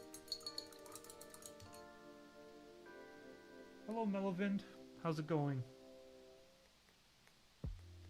A Dune-themed altar? Oh my gosh. I have an Instagram where you can see my altars. If you go to... I'm trying to do on my shorts to just have like the thumbnail of the short be the final project. Some of my older stuff isn't like that, but most of my stuff is on YouTube. You're heading out, Aaron? I'll see you later. It's nice to catch up. I'll see you around. Bloody Quill. I'm glad I stumbled upon this. I love card altars. Never thought I'd have an opportunity to catch a live. This is my first live. I hit the first level of, what is it, YouTube partnership or whatever. And I thought I would do a live to celebrate. Oh, this is way too big of a brush for that part. I got a little distracted there. Yeah, my girlfriend is off skiing for the next couple days, so the technology, the will was there, so I decided to make it happen, do a live. And it's a bit of an experiment, but it's fun. Sometimes my brain gets a little frozen when I'm trying to talk and paint at the same time, though, but it's been pretty fun so far. If I do it more in the future, I need to set up, you know, some sort of monitor, or I don't know, like an iPad or something to watch the chat, because it's kind of, I have to like swivel in my chair completely to catch the chat. Yeah, I don't know if you're still here, Mellowvind, but YouTube, usually I upload the most of my stuff. I really want to do like more of a gallery so people can just like look at it on Instagram. I just haven't yet because I'm so busy painting and just doing a whole bunch of other stuff all the time. And I don't know what it is about Instagram. Like, I don't understand the Instagram audience. I can't really seem to find a posting strategy or an editing style that works well for Instagram. And then before I started doing these altars, I had literally never like downloaded TikTok on my phone, and now I'm like a 35-year-old TikToker, I guess. Not that I've like ever made a single cent on TikTok, but I guess I engage with it. I never did that before.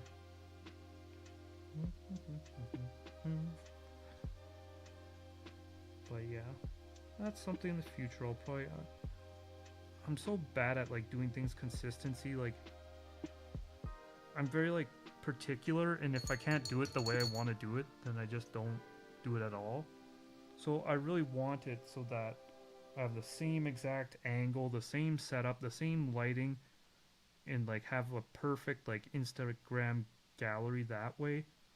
But since I'm always moving and repositioning my cameras and stuff, I just find it impossible to have. I'm like, what is it? You let the perfect be the enemy of good or whatever. I'm doing that basically, unfortunately.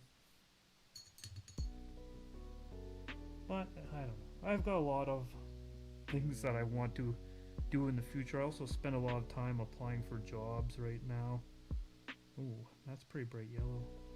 A little bit doesn't hurt. Let's dab that off a little bit. Yeah. So I started this whole thing. I was I don't know. I shouldn't dox myself too much, but I was off on WCB because I was stabbed at work, unfortunately. Like a homeless person stabbed me with a knife. That was about 8 months ago. So the last 5 months I've been like off work and on WCB and seeing help, like psychologists for some therapy and such to help with that. And that's when I started this whole journey. Oh, thanks, Bloody Quill. You didn't have to do that.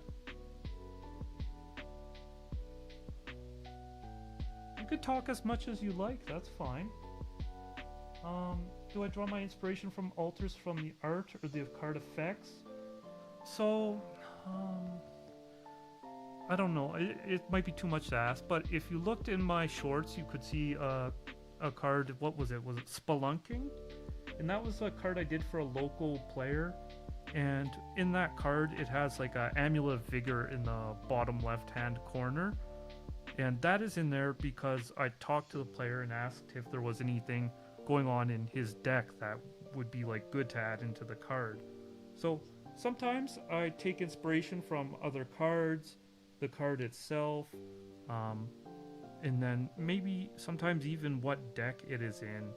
But most of my work is all kind of in the Magic universe. I don't really do many alters of other properties. I'm not opposed to it, but for something like anime or cartoons, it really benefits from like fluid acrylic paints more than the heavy body paints I'm using. So I don't really specialize in those just because I'd have to buy a whole new set of paints, and I haven't bothered to do that yet. I do have one second. Sorry, my chair is squeaky. I have my binder here. I'll just show you really quick, not to distract too much. Alright, so I'm part of a Discord with like a bunch of other altarists, and we had one that was Krampus themed around December. So I did this one, right? So I extended the guy in the chair, put him in the Santa robes, the Krampus robes, give him a big old tongue. So I had some inspiration for that one. And let's see what else I've got here.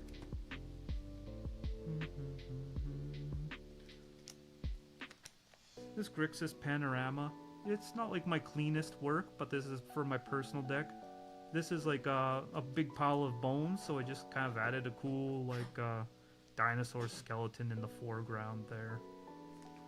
So I just kind of extended that and did something I thought would be neat. Here's like one of the only cards I have where I went outside the Magic IP. This is the Skull Knight from Berserk, and it's on a Sir Conrad. So very rarely I'll do stuff outside of the Magic IP, but usually I like to stick to the IP and and do cards that that have, especially I like to do cards that have more of a painterly style than a really comic-y flat color style. I'm not opposed to doing so. Like I said, I just would rather use a different selection of paints to do that work that I don't currently have.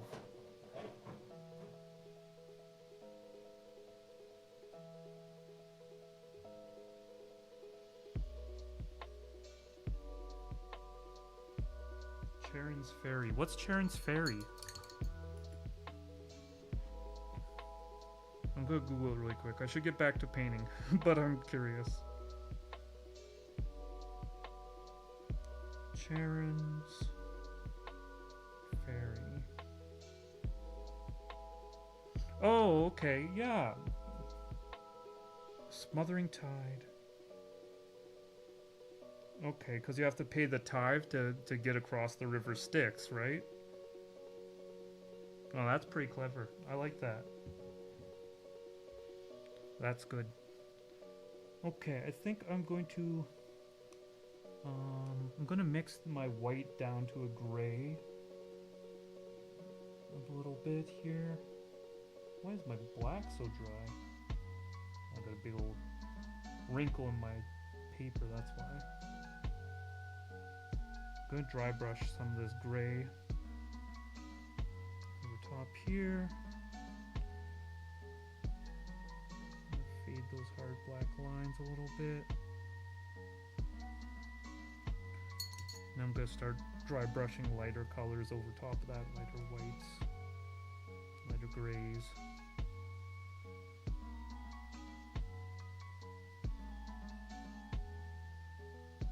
Yeah, I think classical art is like a really cool way to go. Mythology and such for altars as well. I've seen a lot of artists do some incredible stuff with that. That would be like a huge project. I think one of the cool things about altars that I don't know, I don't see many people bring up is that ultimately, of course, you know, talent is a huge thing, but it ultimately comes down to how much time you're willing to put into a project. When you see the altars that just like blow your mind, usually there's a good reason. Sure, the person is talented and practiced and stuff, but sometimes I'll pop in and I'll just say, you know, roughly how long did you take on this altar? And I'll hear stuff like 30, 20, 25, 40 hours. And it's just mind-blowing when I hear stuff like that. And then, you know, some of the altarists, they charge like hundreds of dollars for an altar.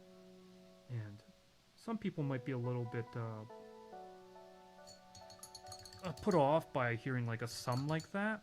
But when you understand that they spent like 40 hours on the project, it makes a lot of sense. They're getting paid like, you know, like $10 an hour, really, if you think about it. So when it comes to like those classical paintings inspired altars, those are something where you see them really well executed and it almost looks like marble on the card, right? They're doing like a classical Greek statue and it looks like marble, but it took them like 40 hours. And just the pace I go, I'm a pretty slow painter, and I'm trying to upload a card like every 2 days as a short, so I don't think I will ever, well, I don't want to say that. I think these big elaborate projects will be fewer and further between for me. I'm kind of like more in the business of like quantity.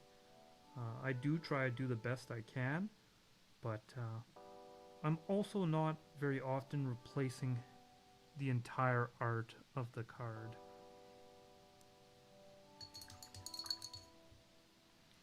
Typically I'm doing extensions, which require a lot less time.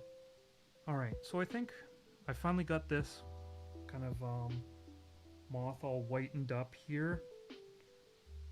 Nice and opaque. So now I'm going to take all of that hard work and I'm going to dry brush on my moths a little bit. So I need just a little bit of blue in with my black to hit kind of that background color. Oh, my palette is getting pretty crowded. Let me see here. Where is my blue?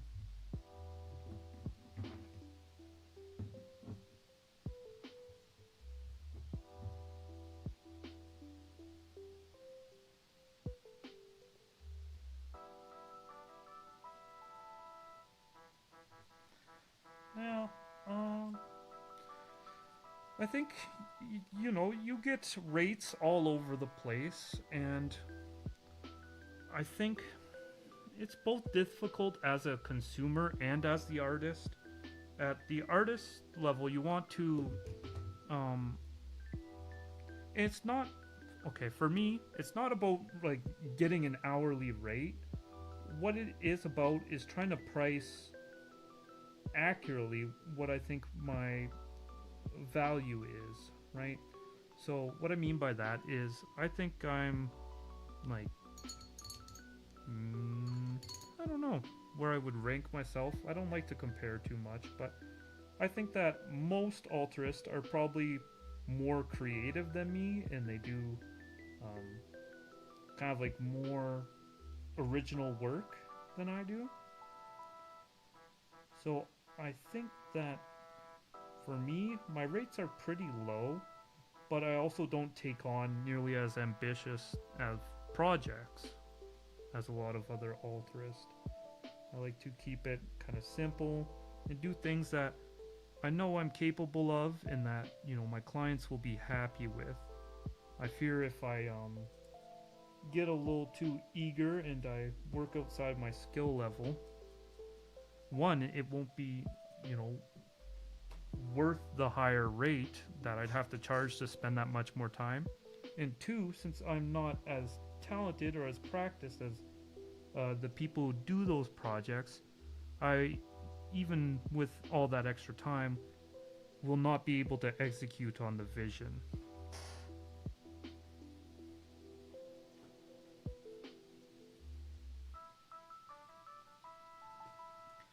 But yeah, if you have an idea, you can feel free to send me an email, and I'm in a Discord with a lot of other altruists, and I could even just kind of we have a kind of looking for alter channel in there. I could post it in there and see if anyone's like vibing with your idea, and then I could get them to contact you. So yeah, I like to do that. I like to like know my limits, and if I think I'm capable of doing and executing, then I'll take on the work. But I think it's also a good thing to be realistic and willing to um, kind of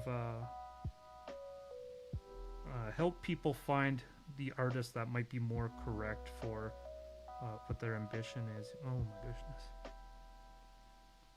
I'm trying to dry brush, but my brush doesn't want to get dry here.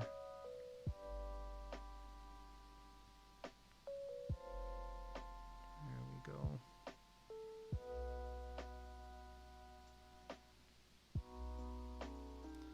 Alright, so I'm just trying to dry brush kind of this slightly bluish black onto these moths to get them to be a bit more transparent.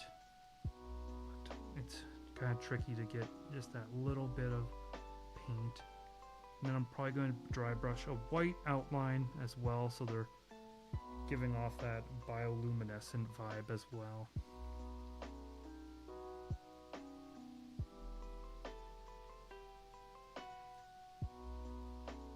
Hey Crispy P, you've always been in the comments. You're a real one. Thanks for the congrats and tuning in for, even if you're just here for a moment. I appreciate all the kind words. Yeah, I hope seeing the magic in real time doesn't spoil the mystery. It'll become quite apparent that I'm just flying by the seat of my pants most of the time. I've said it before, but my real talent when it comes to painting these cards is not creativity or artistic skill. It is more just a stubbornness that I'm willing to take a long time and ram my head against something again and again until it finally looks okay. So that might dispel a little bit of the magic, but I think it's quite inspiring, right? Everyone always thinks, you know, people who create are talented and, you know, and super amazing, and they have got like this perfect vision, but I think it's refreshing for someone like me to just come out and say, like, I have no idea what I'm doing. I'm just slamming my head against the wall till it looks okay.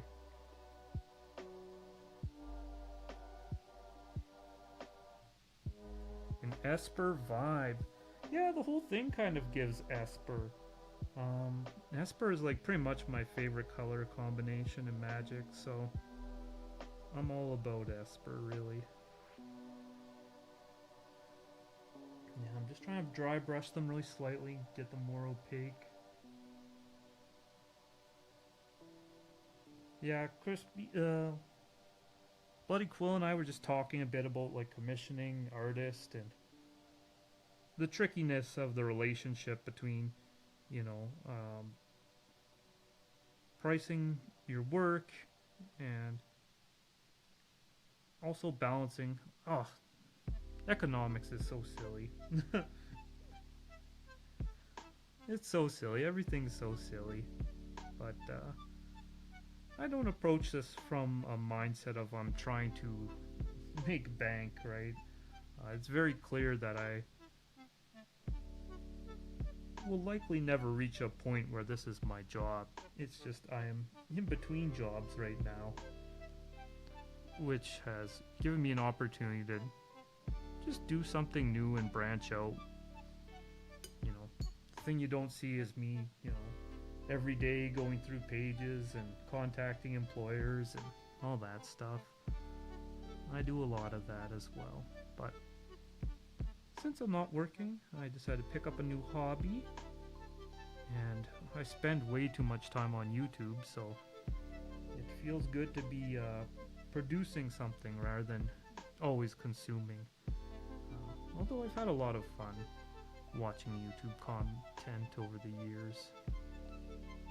Especially, you know, you get your second screen content. Capitalism. What I want to do, I want, who is it? What is his name? Oros or something? Aleros? The guy, the Esper guy who just sits in the chair and has eminence, and you gain like 1 life a turn or something. I want to build a deck around that guy, but I don't want it to be like Pello Fort life gain. What I want is just, this is, I don't know if this says something about me, but my favorite thing in Magic is doing nothing. I just want, like, sit in the chair, do nothing tribal. So, I want to have, Oleros? What is his name? I think it's Oleros or something. But I want him, and then I want, like, Chem Ball, so whenever my opponents cast a spell, they lose life. And then Magic, I think it's called, like, Magic Carpet or Magic Rug. Something like that. But it's like whenever you cast a spell, lose 1 life for each spell you've cast this turn. So I just want like do nothing deck. I just sit in my chair and I don't want stacks either. I want to be like group slug, but the most passive group slug of all time. That's my goal. Olero Ageless Ascetic. Exactly. That was the first commander deck I ever bought, actually. I still have the box sitting in the living room. Not just loose, it's like in the cupboard or whatever. But yeah, unfortunately I think I got rid of most of the cards. I still have the huge jumbo version of I forget what is the other lady who was the alternate commander in the deck. Anyway, I have the jumbo version of her, but I don't play that at the moment. So, like I said, I'm just dry brushing. I'm trying to get these moths to be more similar to the background. I'm gonna kind of like dry brush a yellow over top of the text box part. But yeah, I'm trying to make them more transparent here.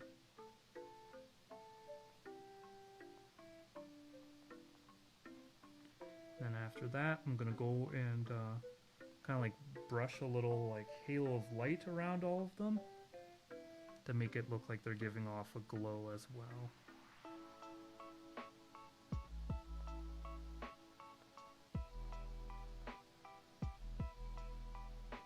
Tithe? Smothering Tithe?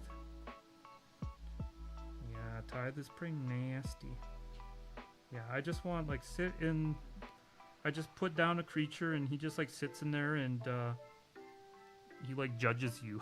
It's like, oh, you're casting a spell? Take 2 damage.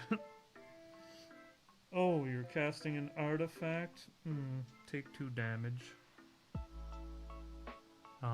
What is it? There's the, it's a common. I have to paint it for one of my decks here. It's common, 1-drop creature. Whenever, artifact goes into the graveyard, it deals 1 damage to a target player. Disciple of the Vault? Yeah, Disciple of the Vault. Yeah, that's kind of the card. Just whenever my opponents can take game actions, they just lose a little bit of life. Now that's the deck for me. Because I have my Rograk deck is like I take 1,000,000 game actions, and it's a lot. So I need to balance it with a deck where I take 0 game actions and don't do anything.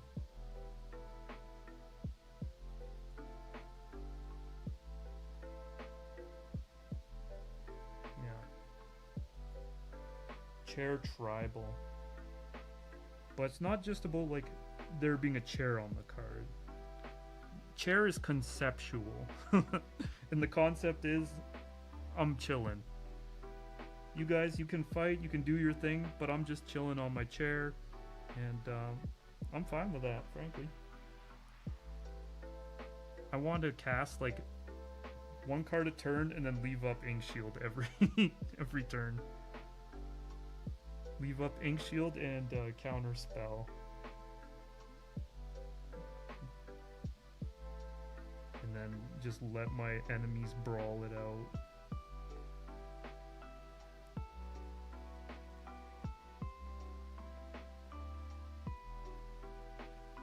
I'm putting such a small amount of paint on the brush. This is just one of those things where you have to trust the process and you can't go too fast, or else you'll put on a ton of brush strokes, and I'm not trying to get a bunch of brush strokes. And I have to just paint this bottom half, because then the top half I'm going to have to go in with some yellow to make that get more transparent. Oh, dang it. There's a crusty bit stuck to my brush.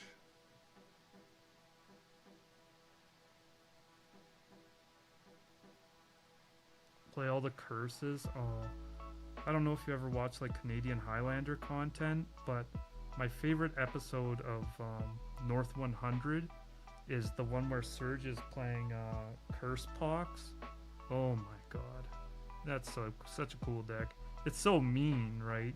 I wouldn't play it in Commander, but in a 1v1 format, that's exactly the type of shenanigans I want to get up to. Alright, I think I have to let that one go. Alright, I need some more black. That's why this has been taking so long, as my paint is so dried up at this point. Alright. I'll put it somewhere we can see on stream. Right here. There we go. Just a tiny bit. My favorite part about painting cards is how little paint you actually have to use. Okay, and then I'm adding a little bit of blue to it, right? But yeah, like I would go broke if I was painting like full-sized paintings. But these little guys, I've had the same tubes that I started with 5 months ago. So I've been using this black for 5 months. And look how full it is. It's awesome. Awesome, awesome, awesome. What white is my most used color, and this is 5 months, and it's still far over half full. But that's kind of like if you look at my shorts, I do a lot of like outlining with white, and a big reason I do that is so that I don't use up like all my other colors as fast. And white is actually like slightly Oh no. Oh shucks.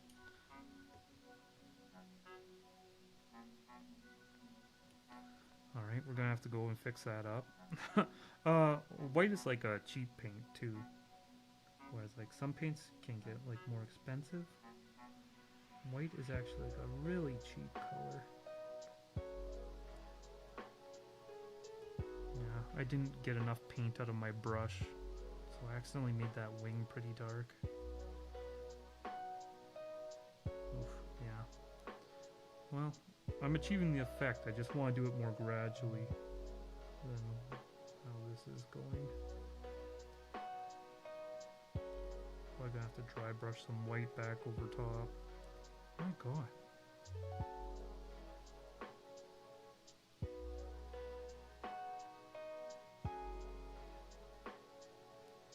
That's right, we can make that happen. Lazy tribal, perfect. Lazy tribal. Yeah, I don't want any cards that say like whenever you blank, draw a card, whenever you blank. No, that's too proactive. I want cards that say whenever opponent blanks. Lazy tribal. It's like I didn't build any synergy in my deck, but I sure hope you built it in yours. The more synergy my opponents built in their decks, the better.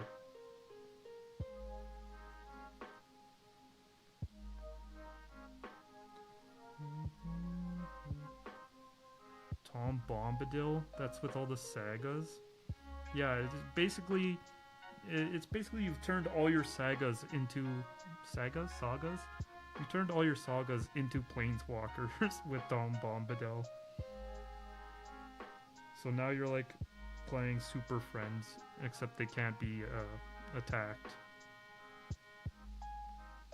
There we go. Now we're getting kind of the look I was going for.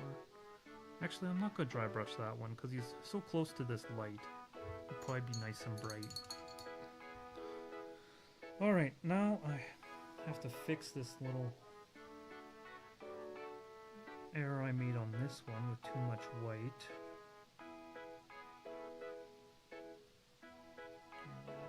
Come on now. Come on now.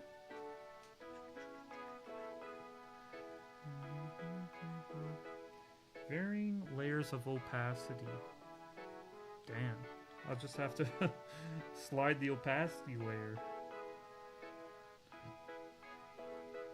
Yeah, mostly I'll probably go into like the edges of the wings and clear them up a bit more.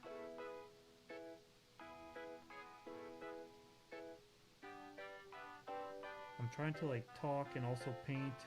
My brain just isn't super working. I feel like I probably could come up with like a more efficient plan. But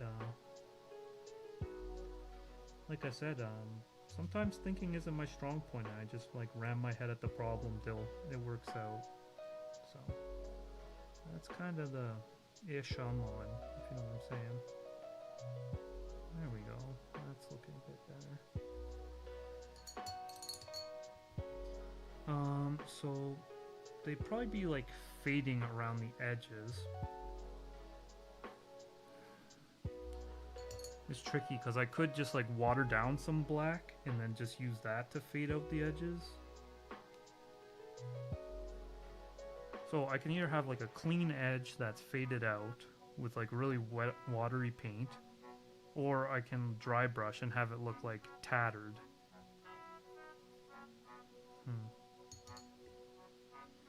I think I will go for the clean fade and see what happens here. So I'm just going to water down this black paint a lot. And I'm just going to put it on the rim. And that will get your kind of fading opacity. I might need to do a few layers of it though. Oh dang. Alright, let's make that a bit more pigment dense. Yeah. How's that for a fade for you? Yeah, a lot of altars, they're like so precise with their details, but I like to kind of really water my paints down and just let them do what they're gonna do some of the time. So that's why it's a bit more difficult for me to do like anime altars and stuff like that. And then sometimes it's just a matter of doing this till the paint goes exactly where you want it to. And when that happens, it's always really nice. But I guess, you know, I could do it a bit different and then have full control and the paint always goes exactly where I want. But, different strokes for different folks, right? The repair. Oh, I think I'm done that. um, I do commissions. You can contact me at my email and get a commission. I have done some for local people. I've shipped to Europe out of Canada. I've shipped a lot of times to the US as well. So yeah, if you want something done, you can just email me, bastionaltars@gmail.com.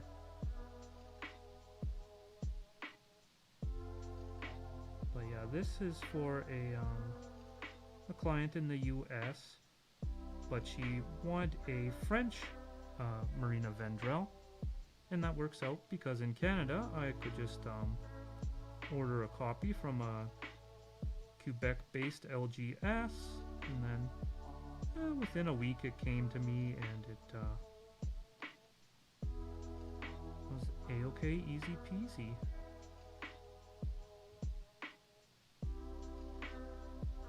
Oh, sometimes it could be stressful doing these altars.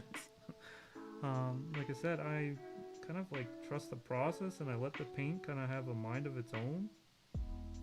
So sometimes it's just all in the paint's hands. I'm just holding the brush.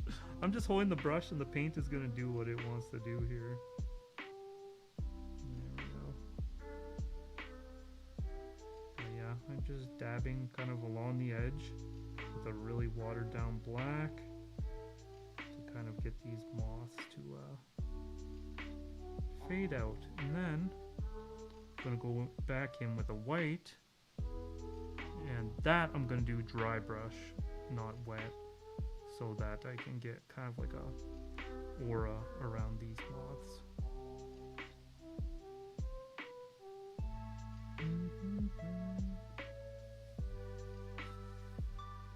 I ship internationally? Yep, I do. Like I said, I've shipped to Ireland was the farthest I've shipped, and I think I can get international shipping relatively cheap. That when I said to Ireland was like a bit earlier in my kind of like altering journey, and I shipped with Canada Post, and I paid an arm and a leg for it, frankly. But now I'm using this service called Chit Chats, and it's relatively affordable. I think I could probably get international shipping for like $15, maybe $10, I think. And that'd be Canadian, so for America brains, it's like, you know, $10, $8, I don't know. But yeah, shipping, it's not so bad with these little cards. If you go through like Canada Post, like I said, it's really expensive, but the service I've been using is actually relatively cheap. And I just send it out in a little envelope with a top loader.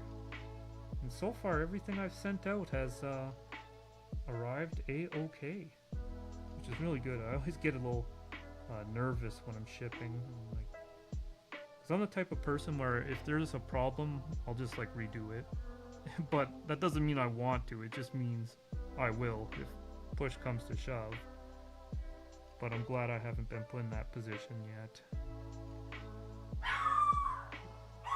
Uh-oh, that's the beast. That's my dog. Probably after I finish these moths, I'll take her out for a pee. And then I might get myself some supper and come back to this a little bit later. There we go. Yeah. These moths are really starting to look like how I envisioned them. Also, that'll give the moths a chance to dry.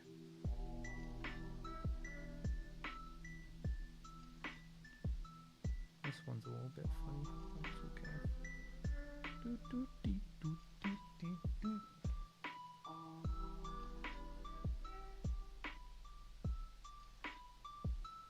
Yeah.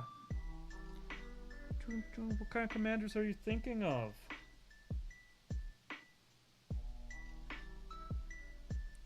I like helping brainstorm too. And it's always fun when a client sends me their deck list. I like to put like little Easter eggs from their deck list in, but it doesn't happen that often. I don't know why. I usually like say, you know, what are you looking for? You want to put in like anything special? And they say like, oh, up to you. I'm like, oh, okay. You just trust me like that, eh? Okay. All right. But yeah, I like it when I get some back and forth and I can look at a deck list. I really like that. And then I can try to find like the meaningful cards in the deck and put that into the work as well. Okay. Now, this one moth here, he's looking like really flat. So I think this guy needs a bit more white in the central area, so it looks like he's fading. The whole thing kind of just looks faded here.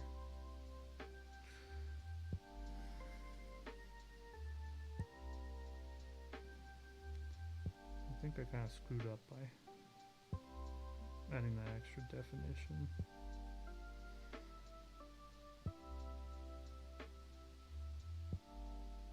I want to like define like the head of the moth, but I think realistically it would be off the screen here.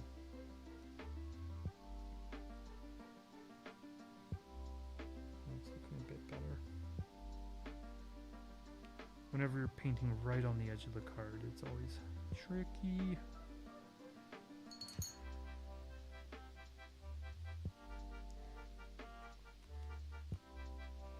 After this card, my current queue is... How many cards do I have?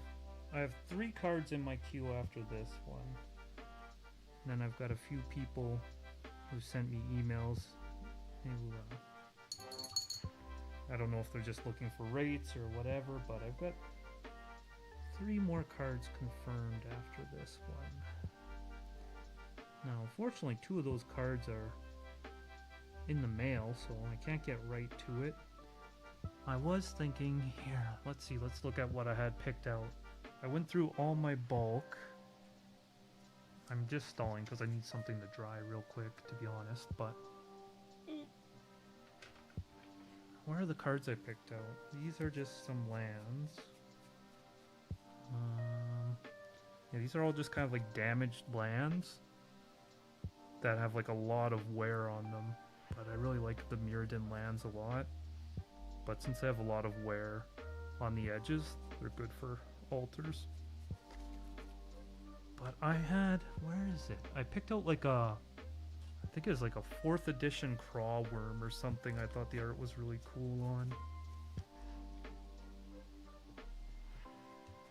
I don't know where I put it. But I have a few cards lined up I want to paint. Where are they?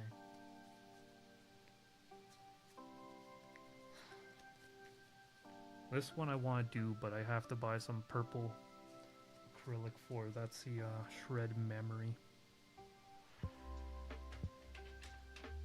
We've got Group Hug and Bants are your favorite. Miss Bumbleflower? In the 100 Acre Woods. Oh, so that's Rabbit, right? Rabbit? The character name is just Rabbit from Winnie the Pooh?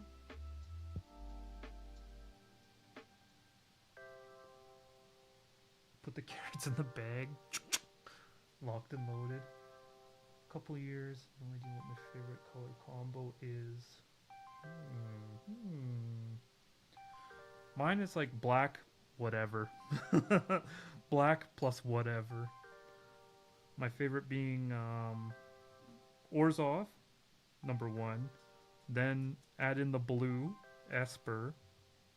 Then probably Mardu. Then Rakdos. Then Golgari. But it's like everything with black before any other options. I just like blowing up my own stuff, frankly. Alright. So this paint is pretty watery. Let's see. Need a little bit of white here. So this is going to be the next. I'm going to just dry brush the parts of the moths that are over top of the text box to make those parts a little more transparent.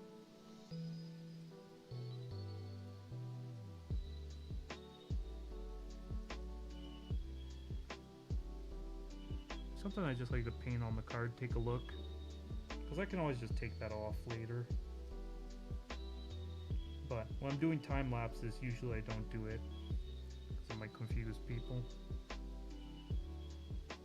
But usually when I'm at like the very end where I'm putting all the fine details in that I don't often record, that's when I'll do more stuff like this.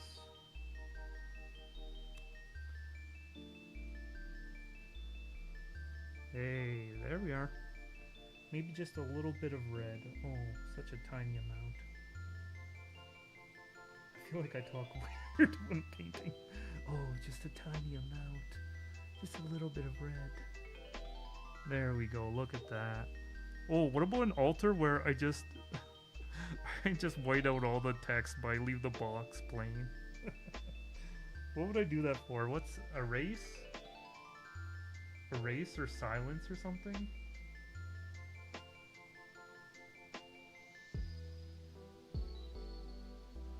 Oh, my graveyard? Don't let me have that thing. Don't let me have that thing. Oh, my deck? It's only got like 15 cards with flashback. You don't have to worry about that.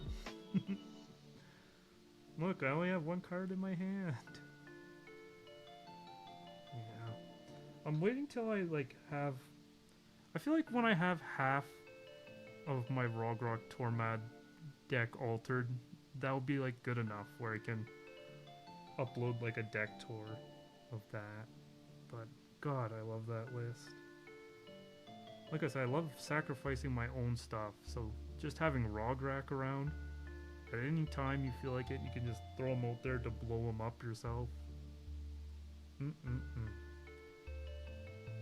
it's a pauper deck, so it's like, you know, maybe it's like bracket 2, maybe bracket 3, if everyone's a little chill. Of course, I don't have access to any game changers in Rakdos and Pauper Commander, but the deck still slaps. Like, I can still go turn 6, make like 15 zombies. Now, I don't typically win, but I do have 15 zombies. And then I just hope I don't get board wiped. Alrighty. Look at that. Look at that.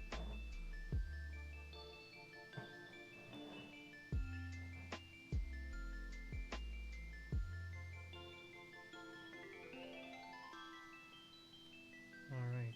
My vision is coming to fruition here. Okay, like erasing them a little bit more than I wanted. But I can put some white back over top of that and bring them back into the forefront. Spyglass. Spyglass. What does that do? Better not be graveyard removal.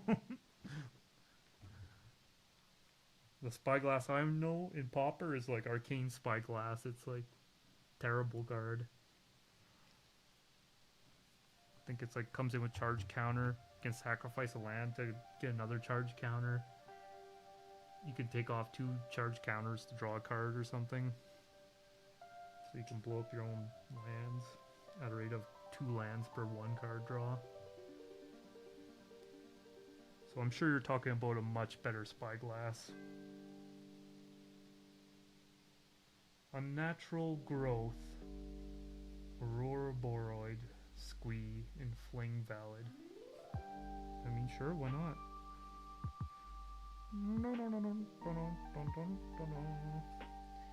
Why not? You do you, boo. What do I look like, Mauled Hound? I'm gonna roast you or something? I'd be a much more successful YouTuber if I was gonna roast you. Let's see. Let's do a Mauled Hound impression. This guy is doing 9/11 with Fling. Okay, enough of that. Sorry, I don't know. I like Mauled Hound a lot. I think he's hilarious. But it couldn't be me. I'm just not built like that.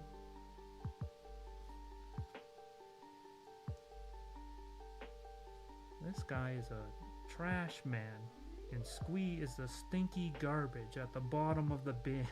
I don't know. How does he come up with that stuff? I know he writes. I've seen his content. He like writes a script out. He's not straight off the dome all the time, but just like, who thinks that way? Who's got that mind, dude? Couldn't be me.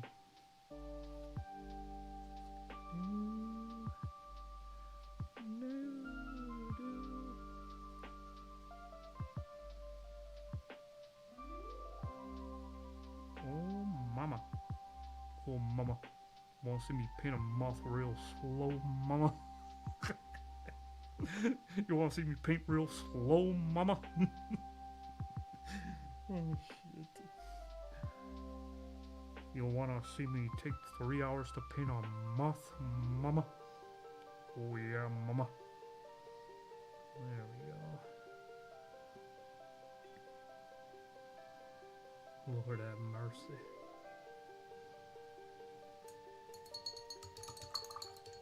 A Shenron Altar of Ouroboros. Okay, sure, why not? Like I said, for like more anime style, I might need to get some different paints, because these ones they apply like with a lot of like texture and a lot of personality, whereas when you're doing anime, you want like really flat colors. So I have like just a little bit. So this is fluid acrylic, and this will like apply really flat colors. And then the paint I'm using typically is heavy body acrylic. In this one, it has more texture to it, right? And I water it down so that it's like thinner, but it still has more texture and more kind of like opacity to it. So if I was going to do like an anime altar, I could do it, but I would probably just pick up some new paints. Hey, Johnny Bravo, yeah. I love Johnny Bravo. Johnny Bravo secret lair? When? Here we go. Alright, let's get rid of these. Earlier I was talking about how sometimes there's paint ends up on the text box, and I don't know how. I think maybe I was fibbing a little. I think I do know how. There, my client wants me to preserve as much of this text as I can, which isn't so hard. Is this text like always a novel? Here, I've got an English version. Yeah, it's always a novel. It's not just because it's French. Alright, very good, very good. Choo, choo, choo, choo. Clean up all my experimentation there. Alright. I feel like I can probably finish this one up. And then call it a day with the streaming, maybe. We'll see here. I'm definitely going to take a break, go get some supper, and take my dog out. Oh yeah. Very good. This floor is not marble looking. So what I think I'm going to do is I'm once again going to water my paint down and just rely on the kindness of strangers, aka my paint. Okay, now dry to look like marble, please. That's the magic. I'm ruining the magic. I just put some paint down and hope it does what I want. Please look like marble after drying. Make me look like intelligent or something here. The pose? Okay, so you want... Let me pull up a picture of Ouroboros.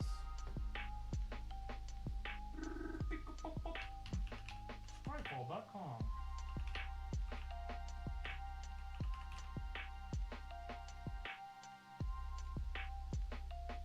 Oh, okay. Wait, is there different versions?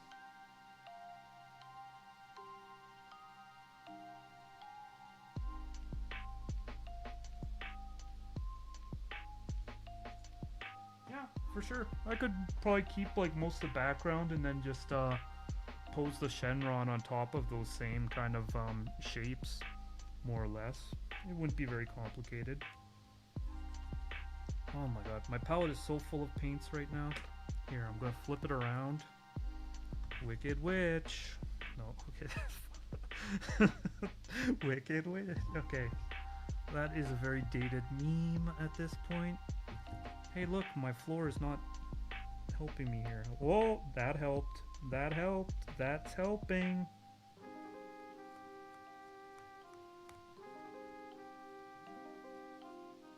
That's helping. It's doing it. Wonderful. Okay, so I lost track of what I was doing. I was doing Wicked Witch memes about half a year too late. Okay. Now, which brush do I want to use to dry brush around these moths here? Okay, so I'm going to take white, and this time I'm really going to make sure it's nice and dry.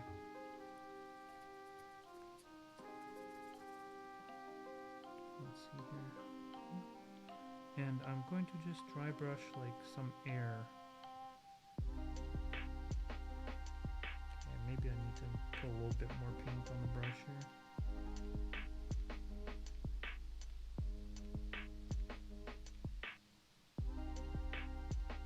I want these moths to be like luminescent and ghostly, very ethereal.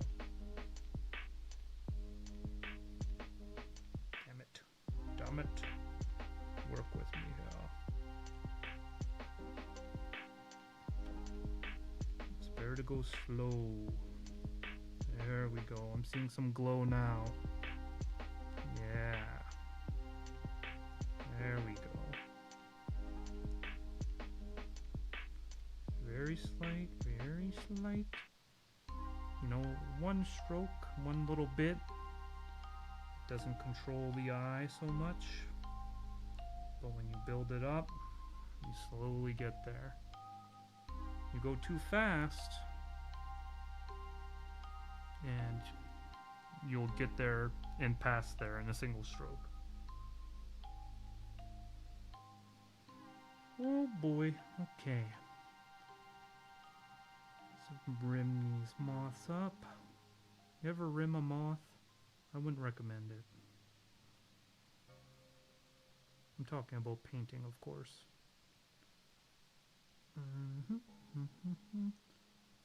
Okay.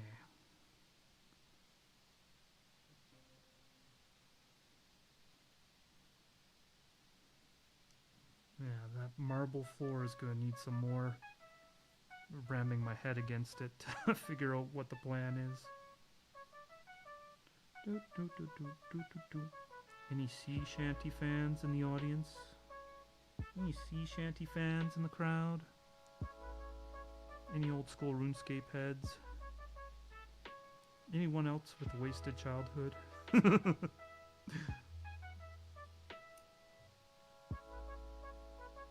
Oh god. Homework? What's that? I only know RuneScape.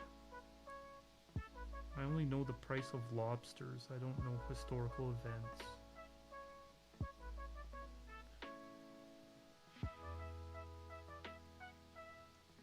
Oh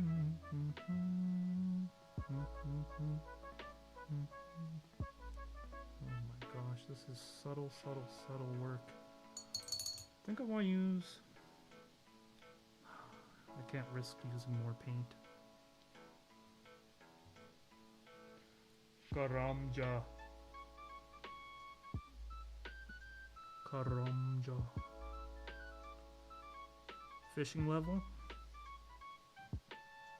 Fishing level, Chrissy P? What's your fishing level? Oh my goodness. Okay.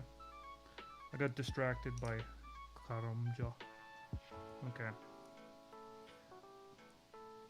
This is going to be tricky. I gotta slightly remove this. I got a little bit more than I wanted here. So I need to wet it to remove that.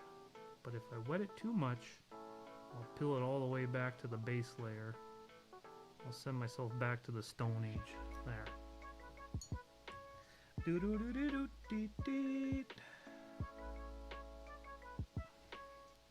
My dog is so confused. Usually I sit here painting quietly, not making any noise.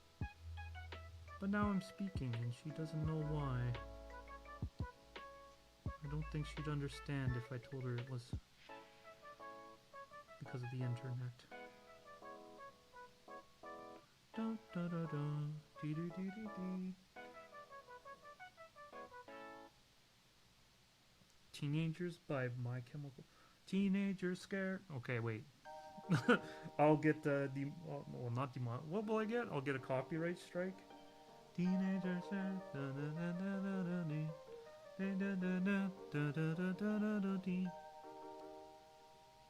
Sea shanty. I don't know. I don't know the definition of a sea shanty well enough to confirm or deny. Oh my god. One does not simply paint and talk at the same time here. Okay, I gotta clean that up a little bit. Anyways, I don't know what the definition of a sea shanty is well enough to confirm or deny that allegation. But it definitely has what is it, like not a rambling quality, but a like call and response.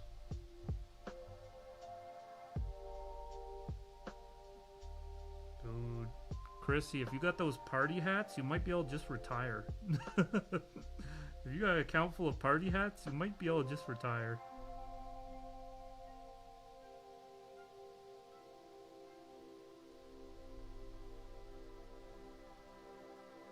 Actually, well,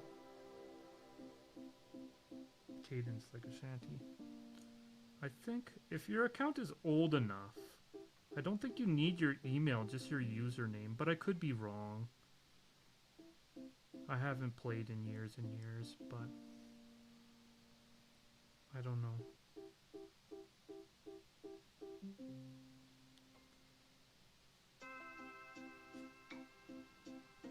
So right now I'm just using this like cotton tipped skewer, and I slightly wet the tip, so I'm just using it to remove those like hard bits of white that I wasn't trying to get there. I'll have to be a bit more careful now.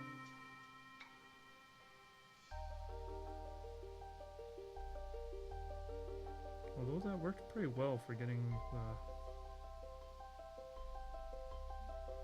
even like shaping the glow the way I wanted it.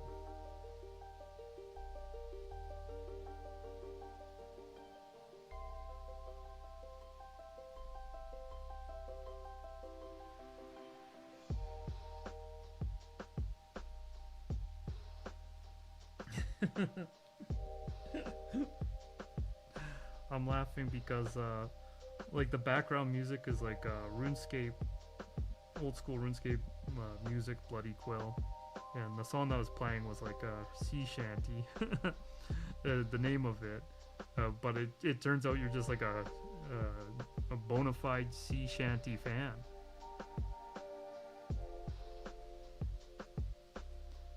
Absolutely bona fide. What was the one like the sea shanty that was getting a lot of love? I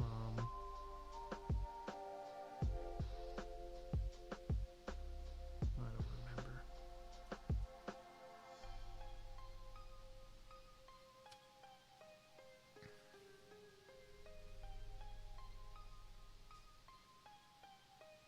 Man, need told me that nobody would watch paint dry, but look at me now. I have... I don't know. I don't even know how to check how many viewers I have. I have 2, maybe. Oh yeah, look at that. Look at that rim. Look at that rim on that moth. Look at that. Let's get in here. That's still happening? What's still happening? The Netflix Magic series. Oh.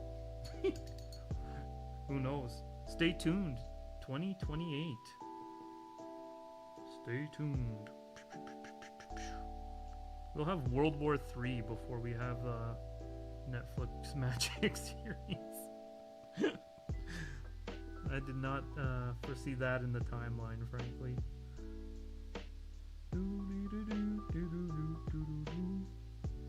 Hell yeah, look at that. Ooh, yeah. Yeah.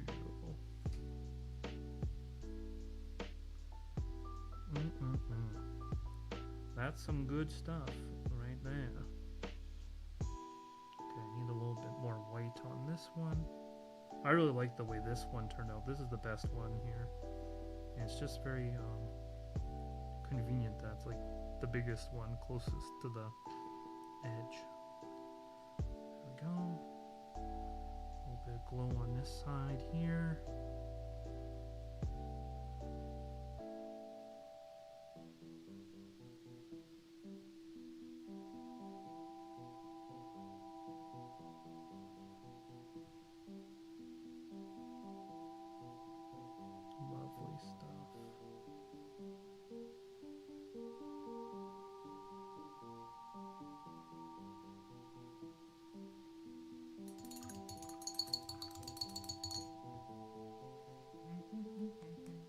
Hoist the colors, Shanty.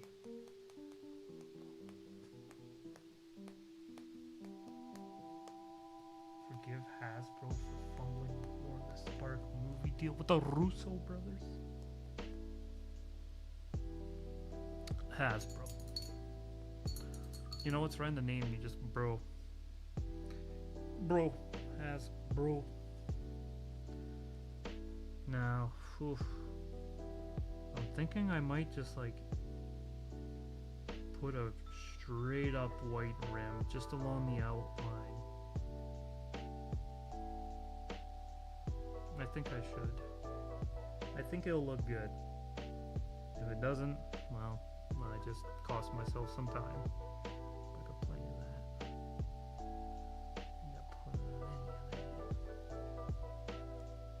Because that'll make it look like it's giving off this light.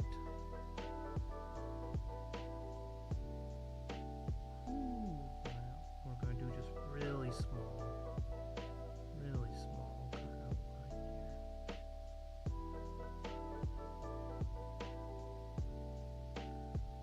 Hold. Everyone hold while I outline this moth. Please do not crunch your candy wrappers while I outline this moth.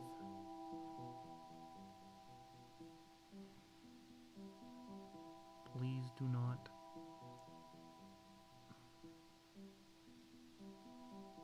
Fart. Sorry, I don't stream. This is new to me. Do people make fart jokes on streams? I don't know. Alright, this one. This one's kind of going sideways. So maybe this should be connected like that. Yeah. I'll have to fix that one up because he looks like he's going sideways, but the tail is coming out the bottom. You know, sometimes I just make changes on the fly. Like I said, I have no idea what I'm doing. I'm just crazy and stubborn enough to do this. I think, especially when people compliment the color matching, which isn't happening here so much, I must admit. But when they compliment color matching, I'm like, you're just saying that I'm crazy and stubborn.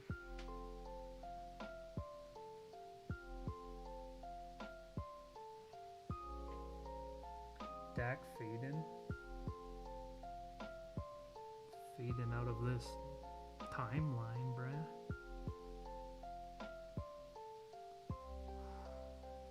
Mama. Oh yeah. That outline definitely helped that moth. Oh yeah. I don't even know what this is. This is just a shape here. Okay.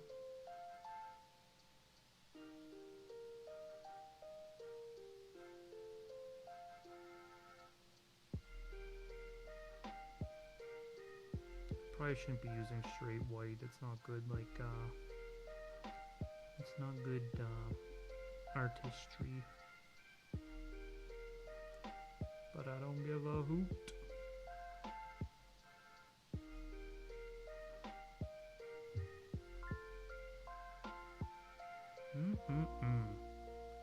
Things are going quite well here.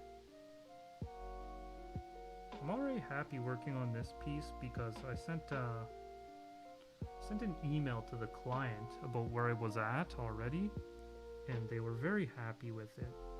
Some clients are just really easy to work with, and it like gives me confidence, and then I'm like, all right, I'm doubling down. I'm going to make it even better. But sometimes someone's like very nitpicky, and I don't mind that. But it does give me a little bit of anxiety. So I can be motivated both by anxiety and by kindness. And by Costco hot dogs, but I don't think you guys can help me with that. I don't think my clients can get me the Costco hot dogs I need in the quantities I desire. I'm a glutton for the Costco hot dog. You know, I would love to work at Costco just so I could get a hot dog every day. And I say that as someone with a lot of years of retail experience, okay? This isn't someone, oh, I think it'd be really fun to work in retail. I'm sure they're not stressed at all. No, I've done my time, and I'd still line up at Costco to get a hot dog on my break. Hell yeah. Hell yeah. Alright. Like I said, I'm just going to change the tails of this moth. He's definitely going sideways here, so the tail shouldn't be coming out of the thorax. But that means I am going to have to erase this one. Look at that. Boop. Pretty much gone.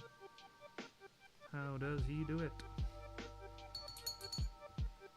Actually, I'm going to erase the other one too. It's okay to have some negative space here. I think when I was playing it out, I was just trying to fill out a lot of space.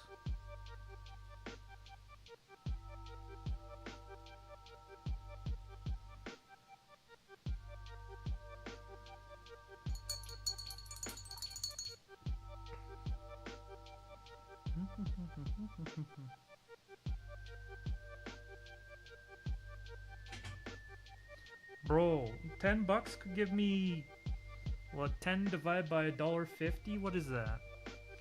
8 would be, that'd be $12. It's 6. It could give me 6 Costco hot dogs.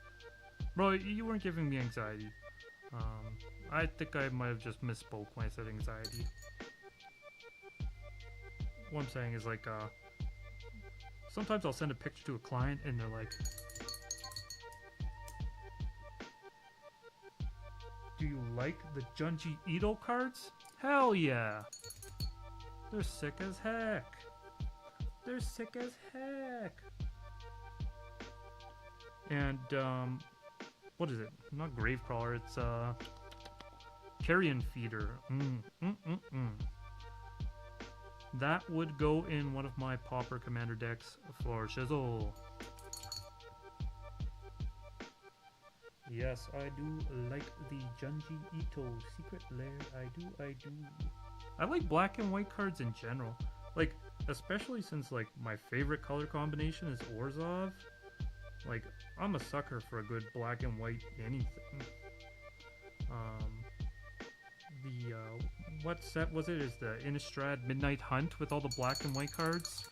Now, they didn't do the greatest job on them because they kind of just like clicked a button that said like turn card black and white instead of, you know, commissioning the artists to do a black and white card, which would of course have more refinement on the values, right? And the design would be meant to be black and white from the get-go. But there are some cards in that I like. I think it's, what is it, Moorland Haunt is a really gorgeous lair. Not lair, it's just a gorgeous black and white Innistrad Hunt card. Midnight Hunt card. I think it's Moorland Haunt. I don't know, but I want to get a foil version, a black and white foil version, and I want to do a foil peel. That's something I haven't started yet, and I don't want to do it a lot, but I think it'd be fun to do some foil peels. It'd be like something a bit more casual I could do if I decide to stream more. I think that like doing some foil peels and just scrubbing some cardboard and gluing it to another cardboard be a lot easier to like watch chat while I'm doing that. Now my plan is to stream cards that aren't commissions, so I really don't want like the person that has commissioned me to do a card in the chat seeing like all my little mistakes and my fumbles in the process. I don't really want that to be the route, so I like just doing some practice cards here and there, and I think streaming those would be best. And I kind of lost my train of thought. And then yeah, when I have like a commission, just do it off stream, or maybe, you know, when it's kind of like this where I'm putting in like the last details, the smaller stuff, I can do that on stream, and I know like the person, the client, they're like happy with the card. I'm like, yeah, I know you're happy, I'm just gonna, you know, do a little extra.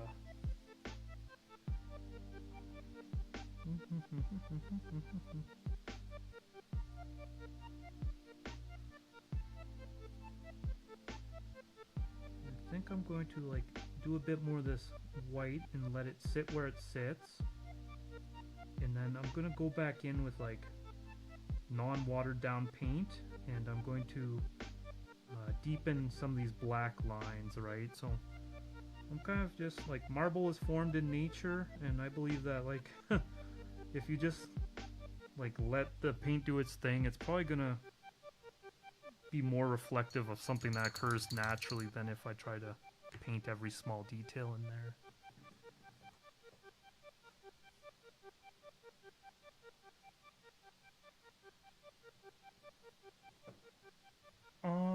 So foil peels is, let me see. Do I have an example? I guess, okay. So, sorry, this is going to be a bit of magic card gore, but it's just a random forest from Ikoria, alright? So, basically, the composition of a foil is you've got your cardboard on the back, and then you've got the foil, so you can see the foil under here, and then on top of the foil, they print with ink. So, what you're seeing is ink with the foil underneath shining through the ink, and that foil is what makes it shiny, right? So with a foil card, the foil is actually kind of like a plasticky layer. So you can go two ways about it. You can either scratch down, or this one I was practicing scratching, but I don't like it. I ended up going with acetone instead.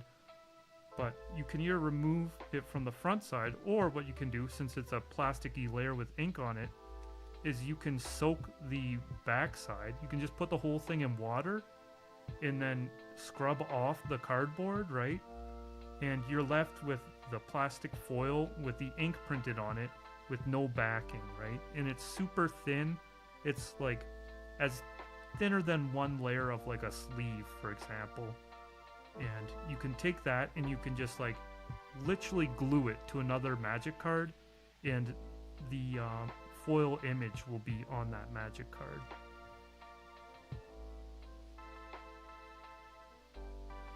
So that's how like foil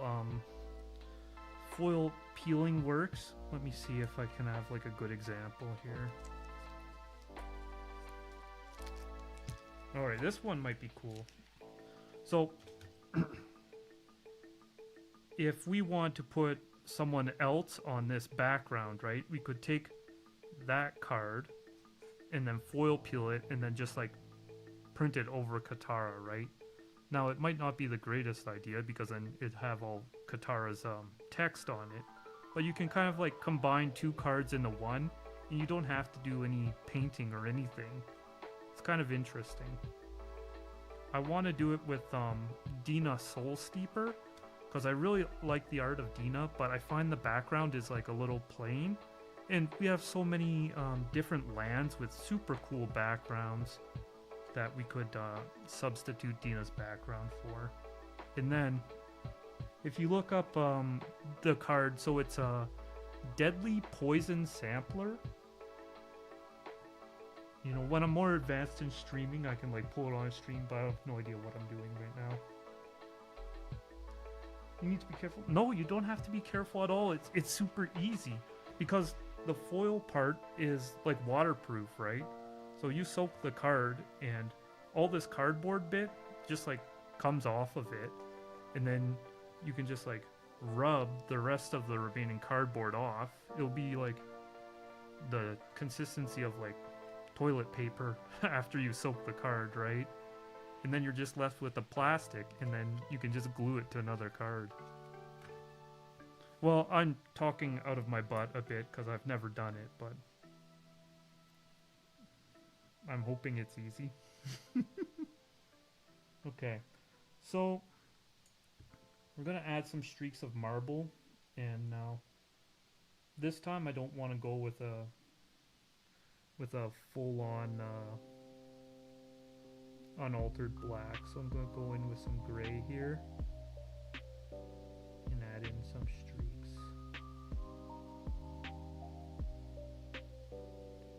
And unfortunately I was a bit sloppy, so I'm gonna have to cover up that fireplace that I accidentally got a little bit on. But that's why I've been having my palette in the fridge for the last few days, so I have access to all those colors still. I'm pretty dried out though. But anyways, I was saying there's this card. It was not an attraction, but I think they're called contraptions from one of the unsets, and it's called Deadly Poison Sampler, and it has like this big ghostly green skull on it, and I want to do a foil peel of that, take the big ghostly green skull and then put it like on top of Dina's cup of tea there, and then also change her background. So it's going to be a combination of probably like 3 different cards, but I think it's going to be a really cool effect once it's done. Well, I know I was just going in with like precise details and I just like slammed a bunch of paint on it, but I feel like my brain just told me it'd look okay. I could be wrong though. Hold.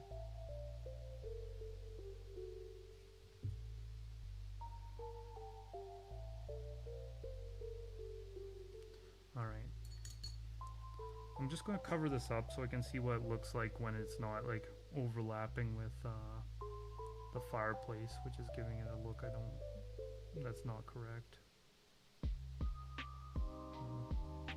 I think it needs lighter colors to it. This is going to be one of those points where I'm just like trying things and seeing what happens.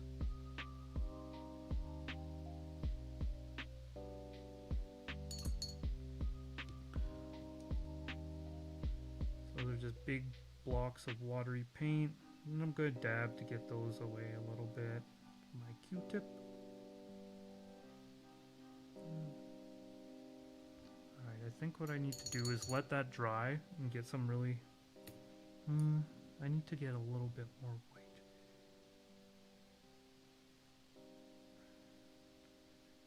I can't have it having like looking like an edge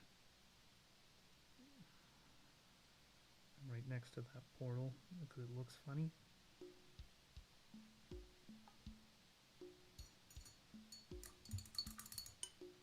And then I'm gonna have to go back and like redo these and give these the hard edges in the texture, because I think I unfortunately let this stuff dry too much, that I can't just kind of erase it. It's too busy yapping, unfortunately.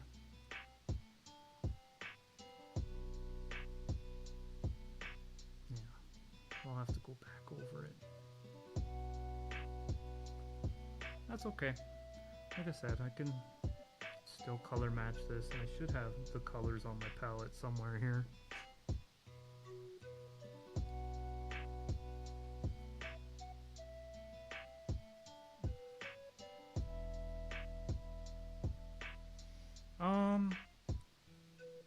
So when it comes to like scanning the altars, I know that some altarists do it, and this is like no shade to any other altarist. My perspective is that I do not own this magic art, right? I don't own this card. I don't own the card design, the magic art. The art is not mine. The only thing in my mind that I own is the hours that I put into painting this, right? So when it comes to doing altars, I believe part of the mystique is that it's like a one of one, and I think that in good consciousness I can't reprint someone else's art en masse like that. So I know some people do, but I personally don't want to take that route. So in the future, I'd like to do some things such as tokens or even some proxies that are like very tasteful and very respectful of copyright law and all that. And I could make some printings of those, right? Like I could make a set of basic lands that is all original art and reprint those, and I could do that pretty much guilt-free, right? I don't think anyone owns the copyright to the word swamp on a rectangle, right? But when it comes to more mechanically unique stuff and art that has been created by other artists that I'm simply just changing up a little bit, I don't feel comfortable taking that and reprinting that. So yeah, like I said, I think it's fine to do altars, but I think maybe just for my sense of justice or whatever, that I don't want to reprint someone else's art with some changes. It doesn't feel right.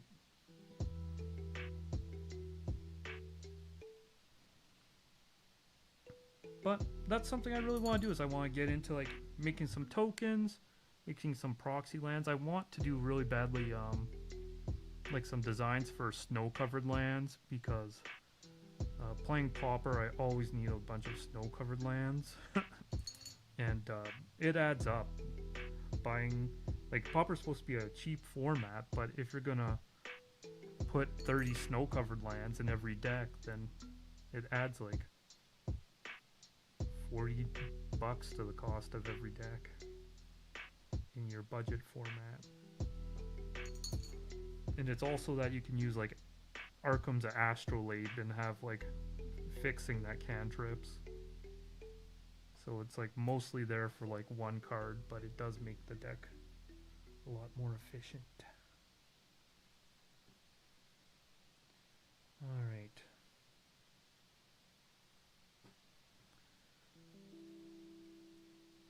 Alright, let's try to...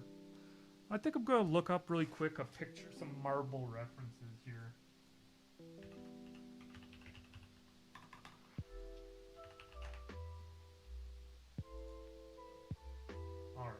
typically marble is either have black with white streaks or you have pretty white. So it needs to be more white is what I'm seeing here. It needs to be white with streaks, but the white needs to be like consistent. So when I'm just like applying it wet and letting it like a watercolor, it's not reaching that consistency.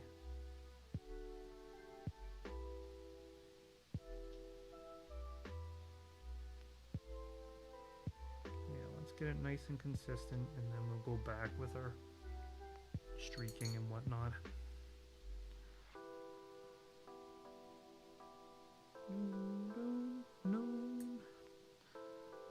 Trying to just gently erase this without peeling up the old paint.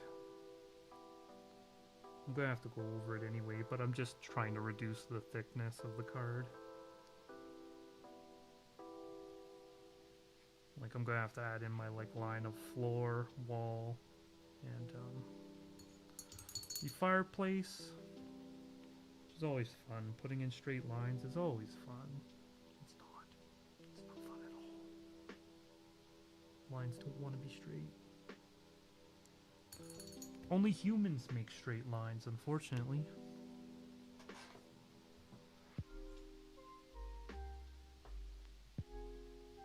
Oh, I'm glad that's been satisfying to watch. I'm just kind of saying random stuff while I paint very slowly. I know that there's altarists that paint a lot quicker than me. I just water down my paint so much that I have to kind of like stall for time and go different random places. And a little behind the scenes, when I do my time lapse, a lot of times I'm doing one thing and then I like watch 15 minutes of YouTube, let it dry, and then I go back and do it, and I do it, and I do it, and I do it, and I keep doing that process, and it's really slow. But if I do a time lapse the way I'm doing this live, where I do a bit of white here, and then my moss, and then this, and then this, when you times it by 100 speed, basically the brush just looks like I'm doing like nothing. Like nothing's happening.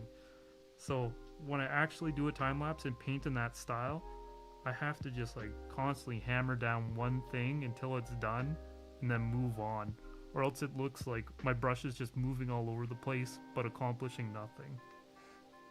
So this is a little bit of a different style of painting because of that, but I guess I can it's kind of like freeing to be able to just like move around a whole bunch, and it's got me a lot more focused. Like I said, when I'm I need this to be more solid. When I am painting with time lapse, I'm very aware of how it's going to look on camera. Okay, that needs a bit of white. So now I gotta rematch my fireplace and draw a hard line where the floor is gonna stop, and then be more careful.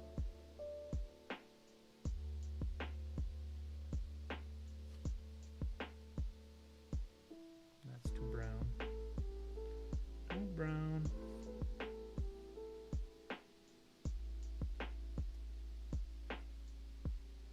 Here, I'll move my palette so you can see what the hell I'm doing. Where am I here? Yeah. Oh, what the heck? Where was I mixing? My palette is complete chaos. This is like the end of the project, so all my colors are getting pretty mixed together. Okay, let's get this. Let's find a little home for this. Yeah, let's put it over here. So I'm just gathering up all the color and I'm moving it over here. So that's a little brown. It needs just a little bit of black, a little bit of white to lower the density of the color. A little bit of red. This is where the real stubbornness comes in. With the moss, it was all fun and games, but now it's serious.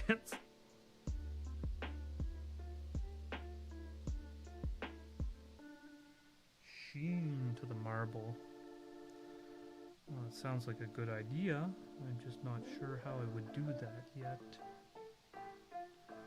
Ultimately, when I am done painting, I typically apply a satin gloss, which is a mixture in between of there we go, I think that's it. Is like kind of like a middle ground between a gloss, a shiny gloss, and non-shiny matte. It's kind of in the middle. Let's see how this looks. Okay, that'll work. Probably have to change it a little bit. So I do end up doing that, and it's kind of funny because it ends up blending a lot of the card together, the original art and the painted art. But, you know, it's risky to think, oh, I'll just add the gloss and it'll blend, it'll look great, right? So the trick I'm often using is I'll just put a sleeve on it. I'll let it dry and put a sleeve on it to check where I'm at. And the sleeve helps kind of blend the glossy original card and then the matte of the paint. But I have not experimented trying to make one particular area glossy. I would just need to like paint in a way that is reflecting the light properly. I don't know a shortcut for that at the moment, besides just painting better.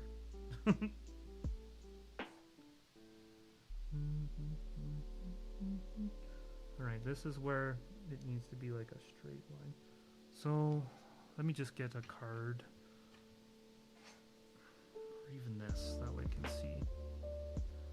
So, my floor has to be the same angle as my fireplace here.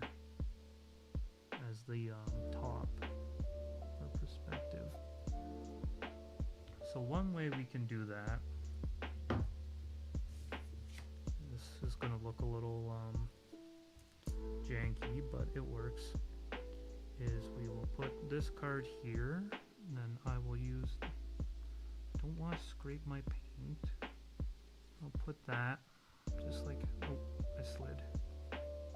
I know this looks like super sus, but trust the process. Alright, now we can just slide that down. And that is the angle we need to paint this straight line. I'm just going to hold this here and rough in that line.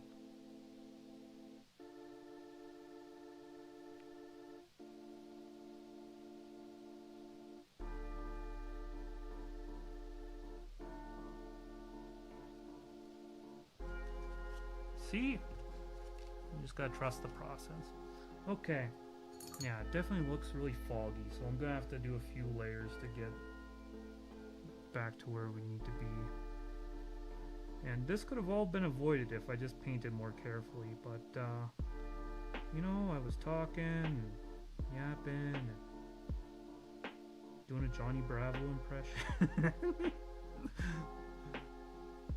And I kind of like lost sight of it all, you know? Alright. Now this part's looking a little too dark.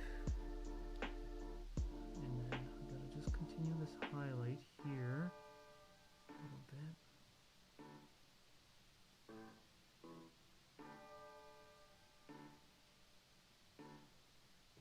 Okay, that's a little too red. We just need to lighten that up a little.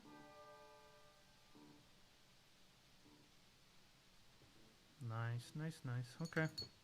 And you know, we've got kind of like a little light there, so you know, if it's got a little lip on it, that would stick out. That looks good. Just need to fix up the bottom. That should be the darkest place. And that will be in a better spot. Okay, what am I working with here? Let's get it a little bit darker.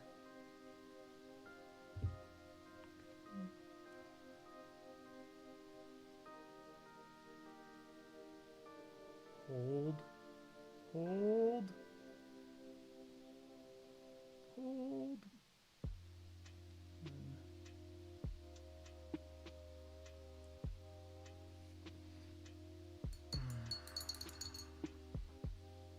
Sorry for making that weird noise.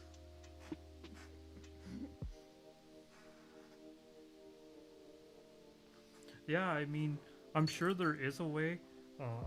I get ever since I started this, I get a lot of like art and painting and tons of that stuff on like my Instagram feeds and stuff. Just like when I'm doom scrolling, so I see a lot of people have just like genius processes where I'm like, how on earth did you figure out you could do that? So I'm sure I will figure out some things as time goes on, but I'm very much in like the F around and find out phase where I just do stuff and hope that it kind of works out. I need definitely, let's get this palette back in here. I have no idea what color I'm grabbing. I need kind of this pukey yellow green wallpaper is where we're at now. Mix that in with a little bit of red. Let's get some white in there. That's pretty brown.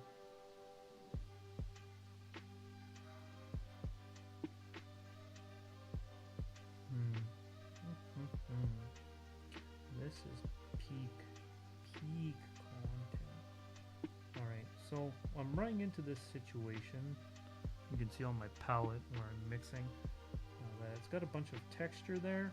That's because this isn't fancy palette paper I'm using at the moment. This is No Name brand, it's called in Canada, which is basically your like great value brand for a superstore, which is a store in Canada.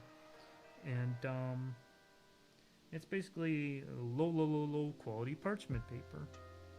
And that works because one, it doesn't have a silicone spray covering, so it's actually permeable to the water, which is good. But then the downside is that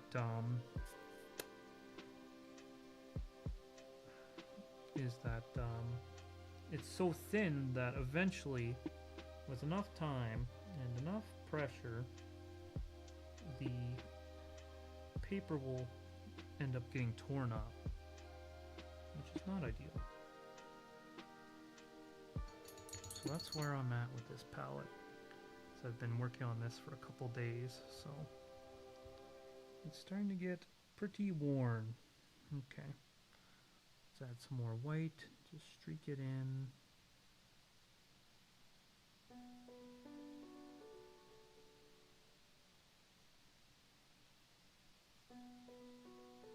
We're starting to get a little bit of texture in there. That line makes sense. Just need to darken the bottom of that fireplace footing a little bit yet, because that is furthest away from the light. It should be nice and dark, but at the same time, it shouldn't look like a black line. It should fade. So I'm going to pull up some of that darkness, just straight up.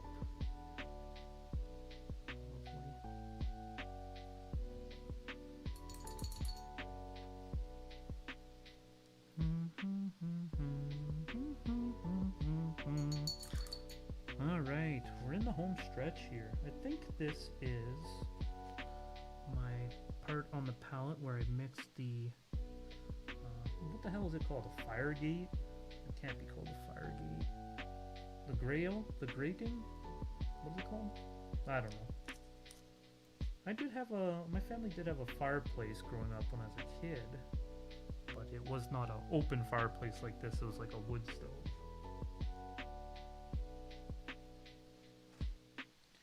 All right, let's see here. I'm ready to add in my shape after I messed it all up. Okay, lovely. That's good, that's good.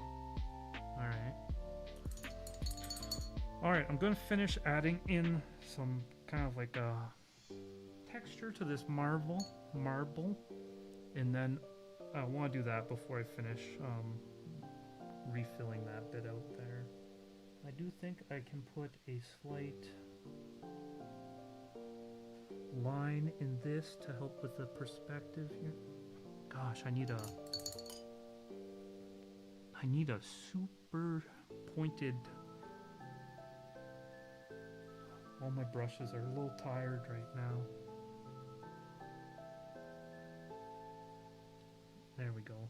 That's the fine point. So eventually with the synthetic brushes, what happens is they'll end up curving.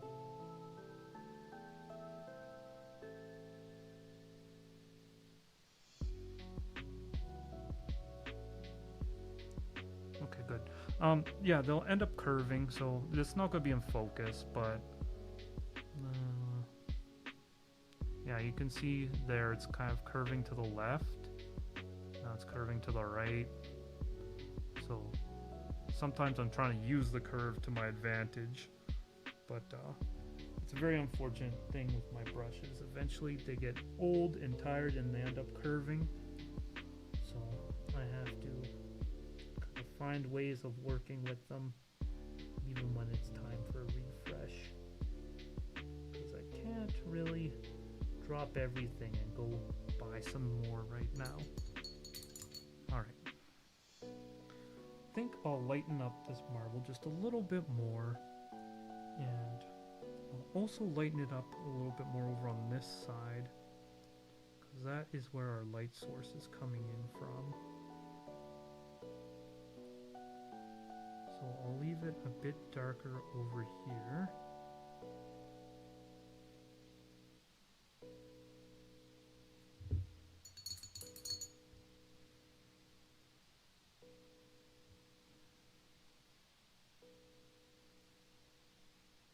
That might be a little bit too powerful. I don't want this to detract the eye too much, right? Now, since I went in and repainted my fireplace, I really want to be careful and don't screw that up again. I've left the very bottom kind of loose because I'll probably end up having to fix it anyway. I applied that white and it dried on really dark pretty quickly. That or I'm losing my mind. One of the two. There we go. That's looking good.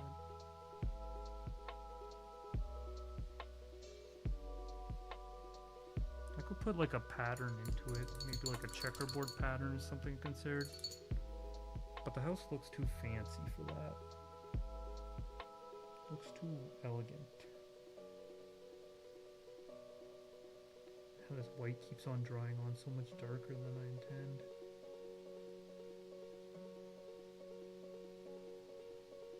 Yeah, I'm gonna have to fix that up again. Dang it, Bobby. Okay. Okay, here we go. Time to add in some black. Alright, gotta be very careful with this. Let's look up some marble inspo.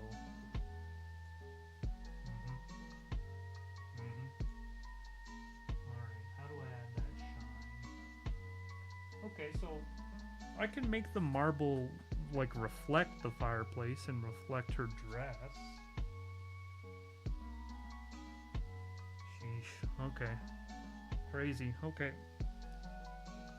This is going to be like a skill testing question. Required to complete this altar. Can you paint some stupid marble floor? Let's get it nice and white. Step 1, we'll get it white. Step 2, we will put in, very carefully this time, some detail. Step 3, I will then darken it. Okay. I was going to say the shadows and the lighting doesn't make sense, but it's going to be reflective. So it doesn't need that much light to be reflective if it's like polished marble. So yeah, it does make sense. I'm just being weird. Alright, like I said, step 1, white. Step 2, texture. Step 3, fix this and this and this and this. And then step 4, reflection. So I can reflect the wall in the marble. And then the contrast between what's reflected and what's not should be the bit that tricks the eye into thinking it's glossy. Right?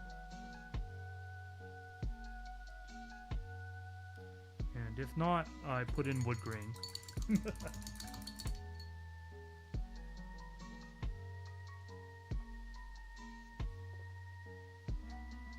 Alrighty then. Where's my white? Here we go. Oh, my palette is so full of colors, and there's a whole bunch of gray where my white is here. So I'm going to just scrub that off. Because 1, I need the space, and 2, I don't want my white getting muddied.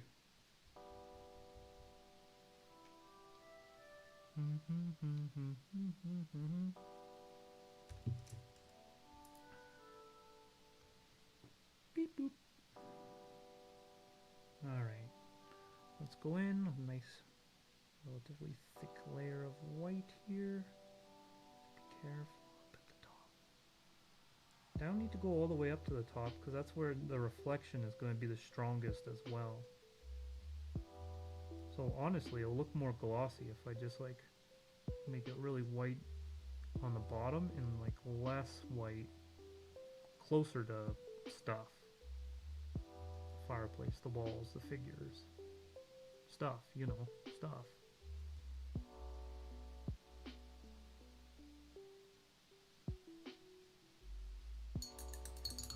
Like I said, I'm not a professional. I'm just a guy who picked up a brush.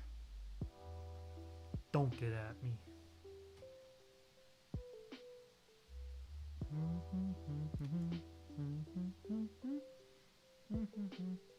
Alright, so we're still in step 1, unfortunately.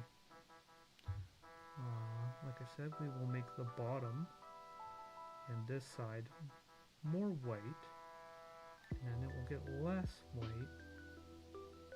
closer to this stuff.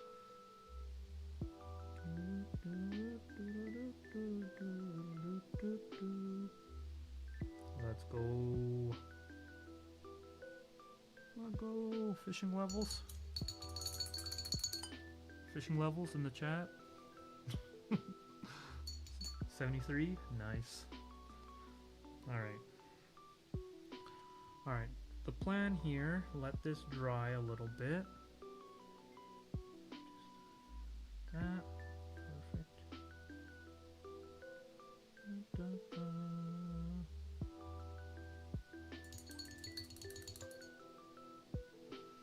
So yeah, we're going to be adding some texture, some marble texture into there.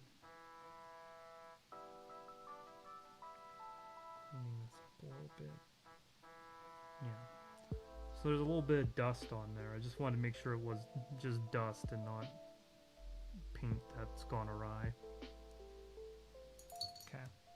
Wonderful. Alright, just a little bit more white in here.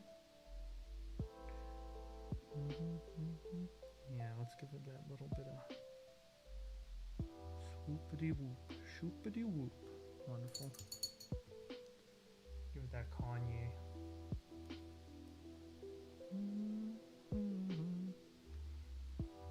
Alright, now I need this white to dry.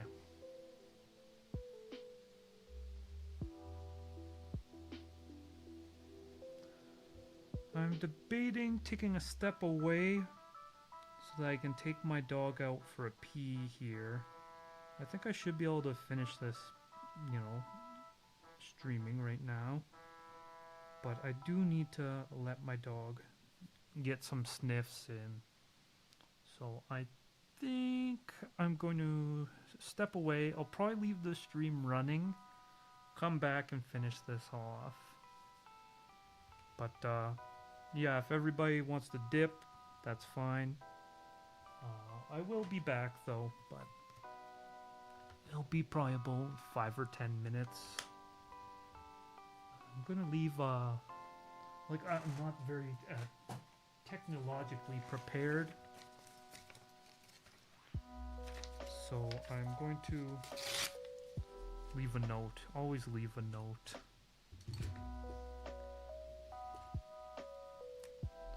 So I'm going to say, that might be hard to read.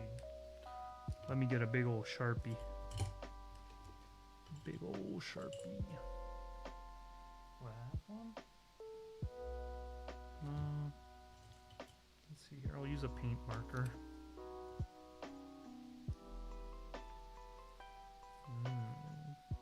Paint marker on paper.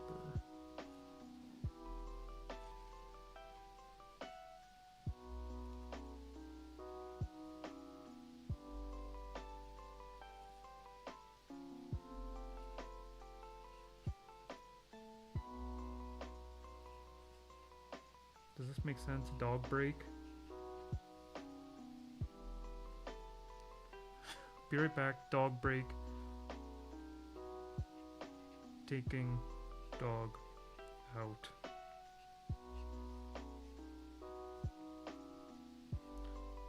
About, whoops.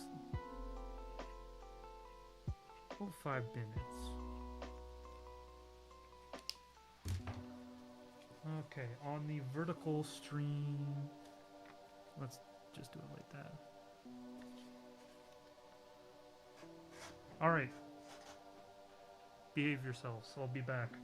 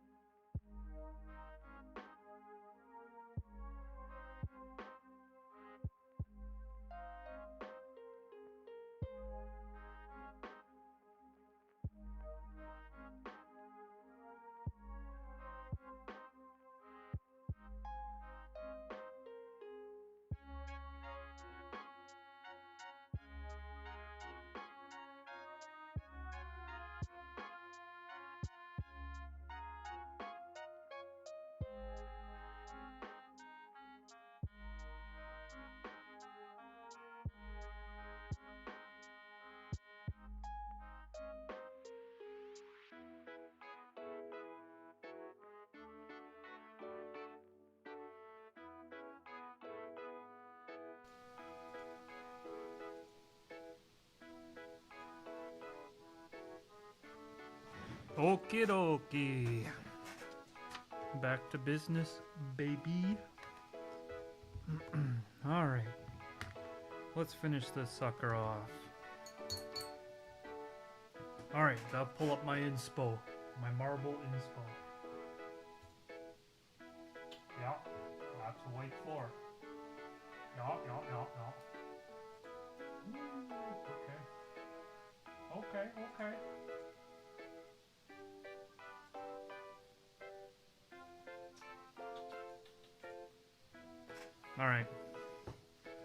Alright. Let's knock this marble out of the park. Go a little bit black. Move my palette so you can see what the heck I'm doing up here. Alright. Want a nice gray. Okay. We're going to just try to do the slightest little spider web lines here. That's what we need. I was going too big before.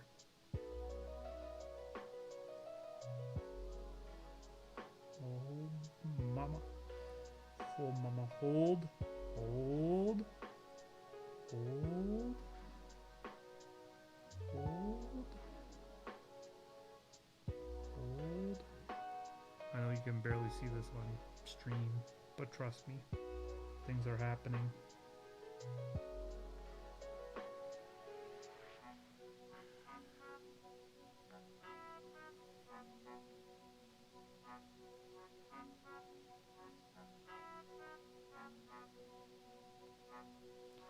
Right, let's add some bit darker lines here.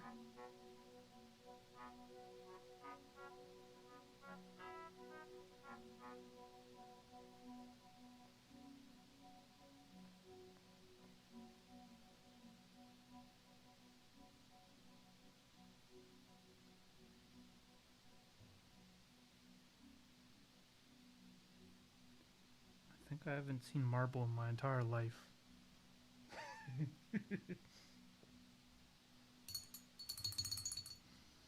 Bruh. Why is it so difficult? I came in with so much confidence. I was like, yeah, time to smack out marble. I do this every day. I know exactly what's going on here. Okay.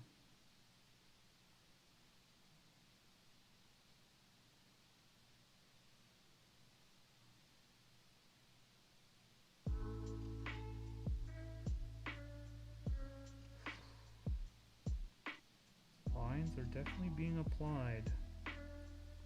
Lines are being applied. Hold for lines.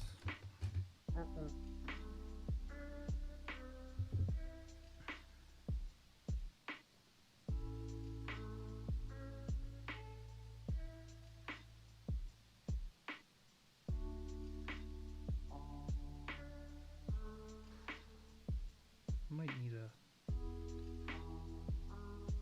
more lively brush. This brush has seen better days here. I'm being the proverbial poor craftsman right now.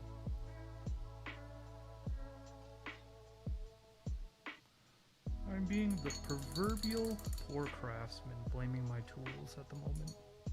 Don't mind me.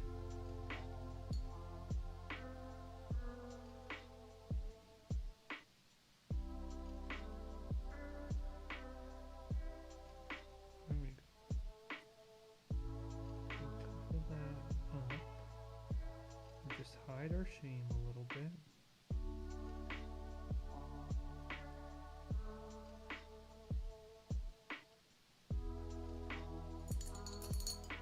And then we need to suck up some of that.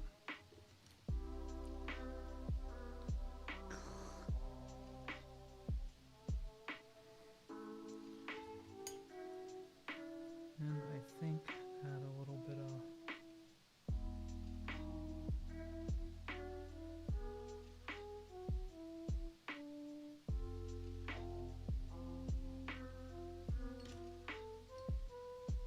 that did not do anything.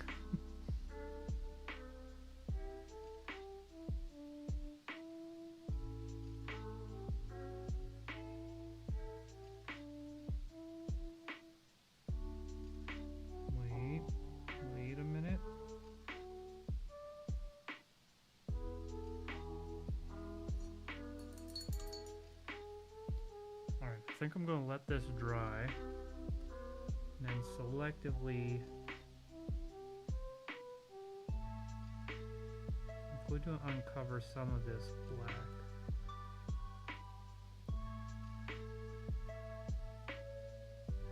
So I'm purposely taking some white off here because I think there's just a little bit too much lines going on.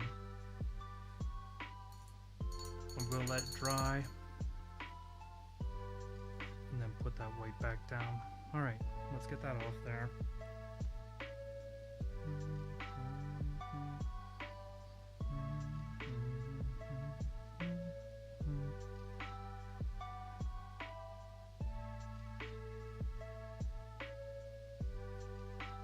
I'm gonna have to fix the foot of the fireplace up yet again.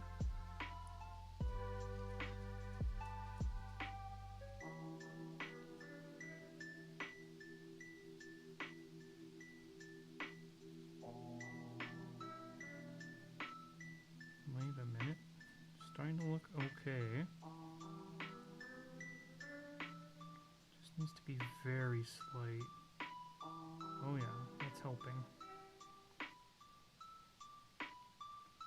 These slight black, kind of like veins of marble. I feel like Bob Ross was onto something, you know. When I talk very softly, I feel like I'm getting better at art. I'm like, wow, I'm crushing it right now. The softer I talk, just the better it looks.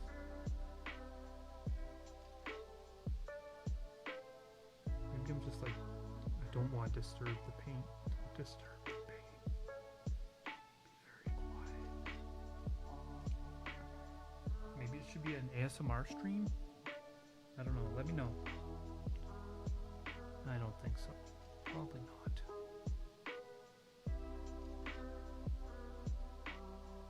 Okay, definitely getting there now. Just have to be very delicate.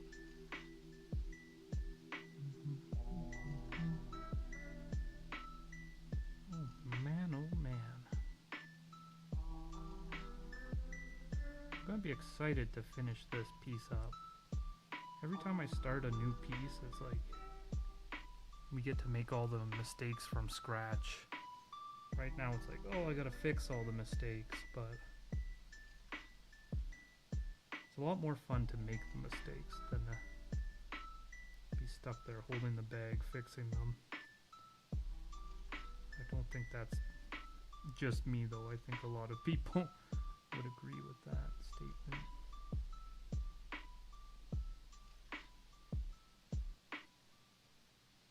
But yeah, very soon I'll be able to move on from this one. Just need to nail this kind of marble floor. I think right now it's just got a little bit too much that black veininess.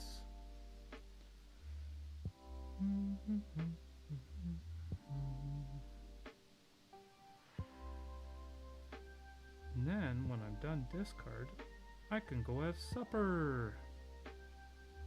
I've got some spaghetti sauce in the fridge. We just need to make some pasta. And then we'll be on Flavor Town, baby. Looking forward to it. But for now, I must marbleize.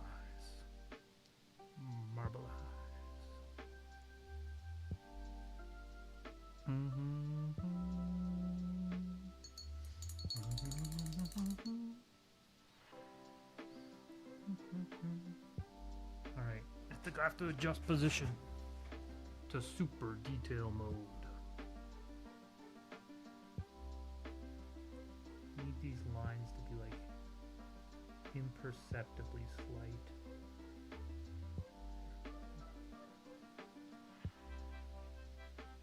There we go.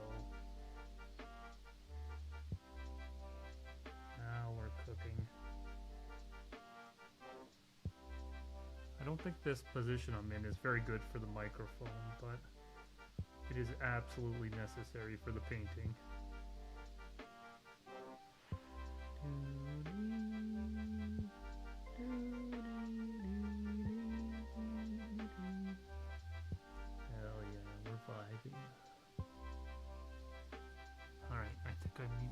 put some white on my brush here. Boop, boop, boop, boop, boop. Alright. You're just joining. I am slowly trying to create marble. Or at least an imitation that is mildly believable on a 2.5 by 3.5 inch trading card. Can he do it? I have no clue. This is a first for me.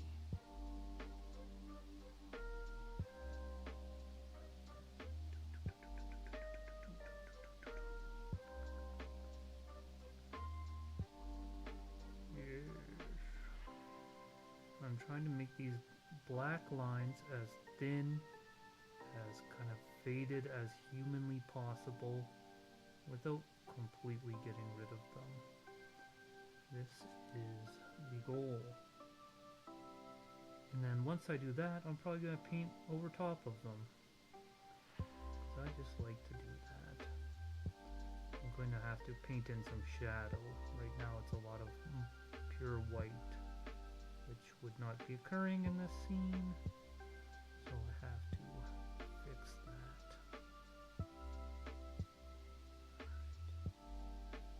But I feel like we're making progress here. That's what it's all about, baby.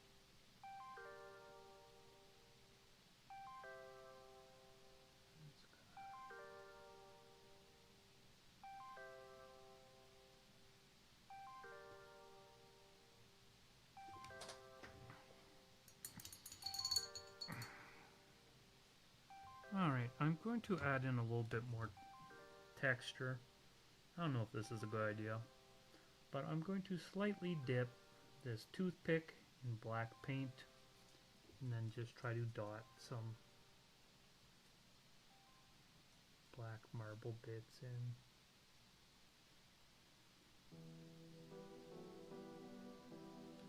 Before I went on break, I had a step-by-step process I was committed to, but I think I've given up on that.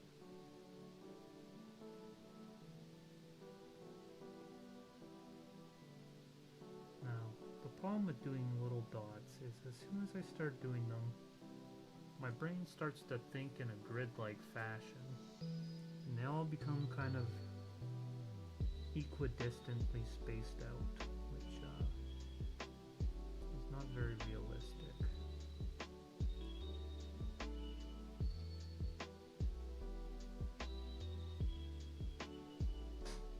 So sometimes I have to remind myself that I need to flow a bit more.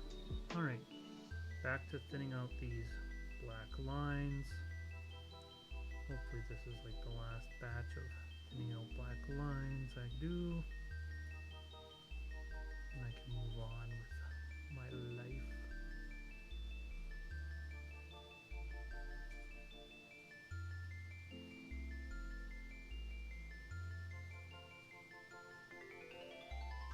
Actually, I never even stopped to really take a good look at my portal outline. I actually really like it.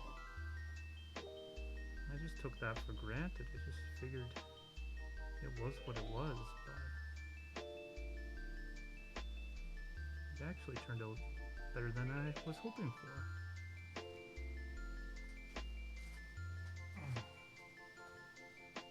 Alright, I feel like I should just put like... I don't know, I'm not going to do it. I was going to say, I feel like I should put in a little streak of gray in here, but I'm going to start changing the values in another way, and I don't want it to look too muddy. So let's get the consistency of this down, and then I'll try to add the other things I have in mind here. So once this is done, I'm going to have to fix up my fireplace, fix up my wall, fix up this grate, and at that point,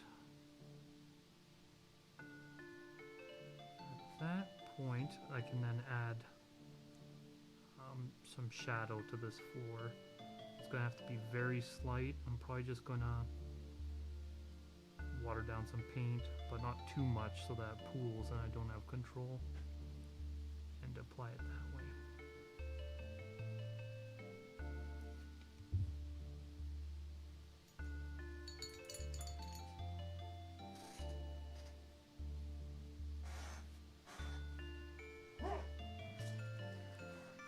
Sorry, I was just throwing a toy for my dog.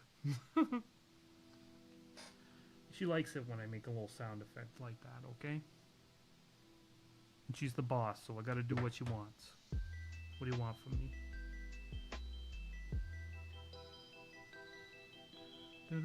She must be the boss. She lives here rent-free. There we go. Things are starting to get kind of subtle now. That is the name of the game here.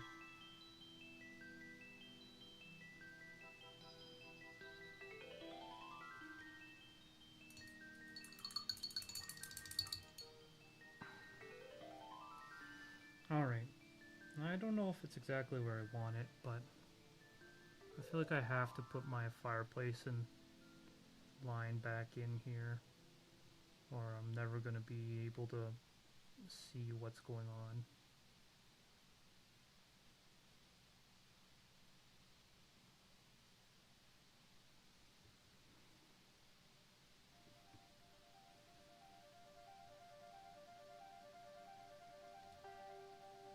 Alrighty.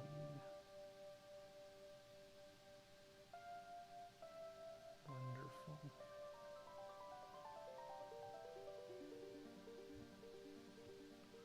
Alright. I feel like just a few more layers of this fireplace and it's gonna look like it's the way it should be.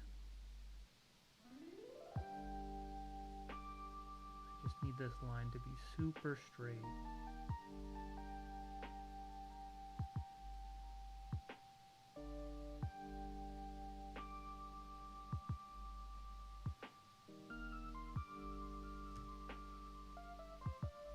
Okay.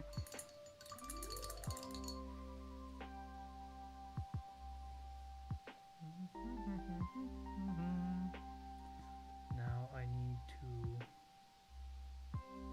put in a nice straight line for this wall as well.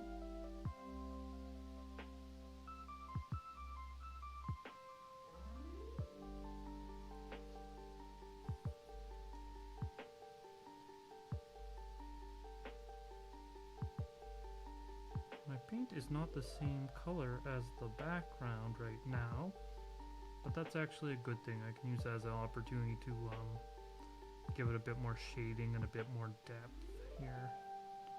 Also darkening this up beside that light edge of the fireplace will help pop that fireplace out a little bit more. So that's good. And then here I'll just fill it in just a little bit so it doesn't look like that's what my whole goal was. It doesn't look like I'm giving the fireplace a glow effect, because it's not lit right now. Alright, back to the line. Making the line. Towing the line. Okay. Almost there. Just a little bit more.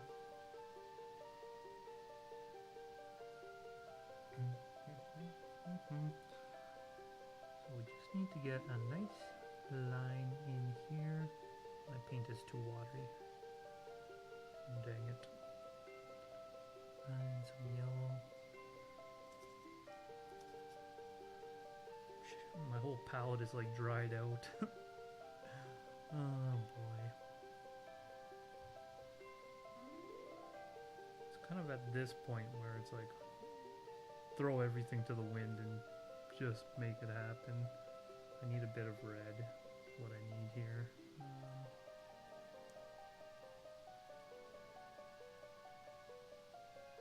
Yeah, nice pukey, orangish, reddish green there. The only thing that matters is that this line is straight and it looks like it terminates.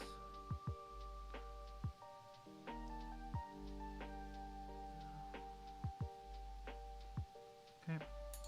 Now my color isn't matching, but I can just fade it into the background like that. Once again, it's good because it's darker than the rest of this wall, which makes that fireplace pop out a little bit more. Excellent. Alright, now, what do I work? I'm working with a very green. Alright, let's add some in here, very green, more red.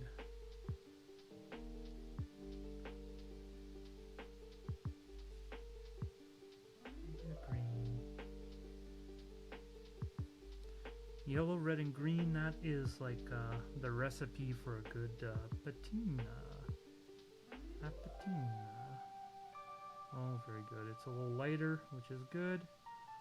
Once again, it should be in a bit more of the light here.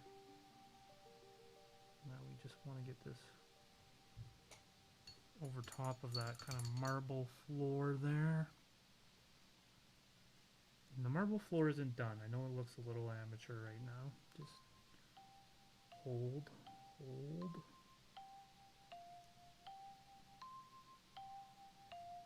Yeah.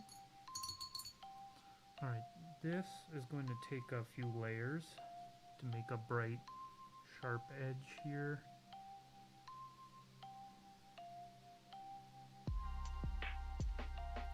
My color is a little too bright, so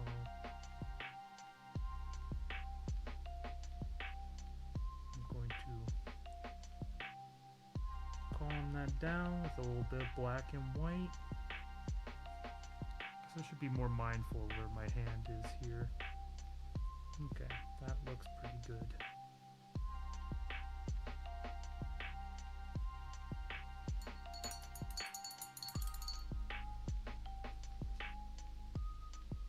Oh man, I really wish I had a nice fresh brush to switch to right now. But alas, I do not.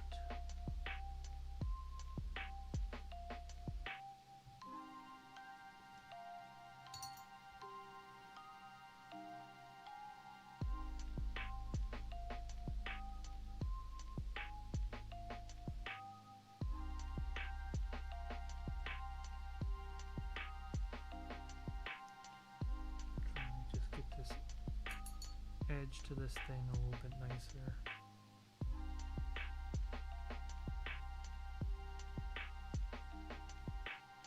Roll. My whole palette is looking pretty worn down at this point. It's been a long project. It's like not a very complicated altar, but like the level of matching has definitely made me ram my head into the same wall over and over quite a few times on this one.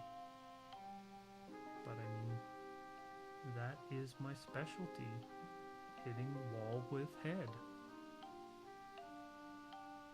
Hitting wall with head.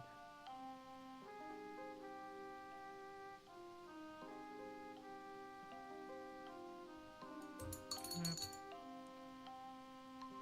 So I've added in that color, I just need to add in my super fine little line. Oh my god.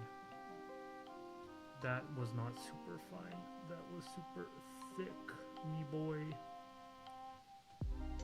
Thicker than a frickin' Krabby Patty, bro.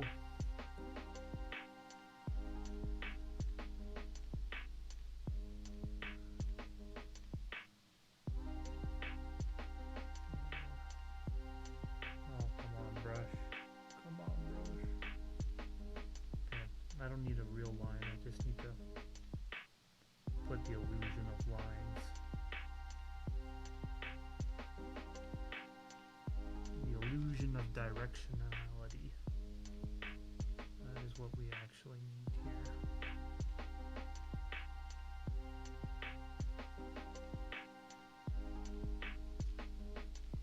Very good. Excellent. Happy with that. Alright. A little bit more fixing on this. A little bit more straightening out. There we go. There we go.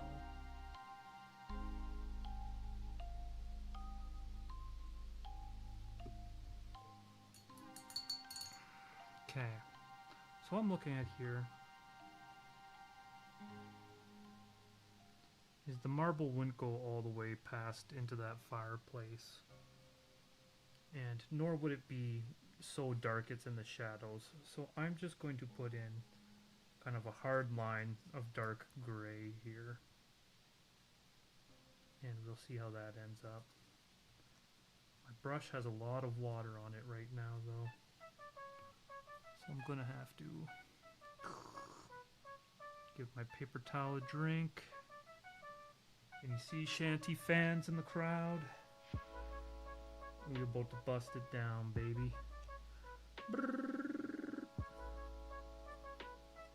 Okay, there. I think the color is right. And let's get this kind of line of dark gray. Wouldn't be marble straight up to the fireplace.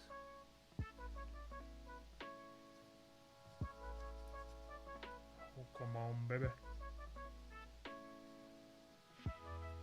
My palette is so full of water. Okay. Here we go. Here we go. Now we're good.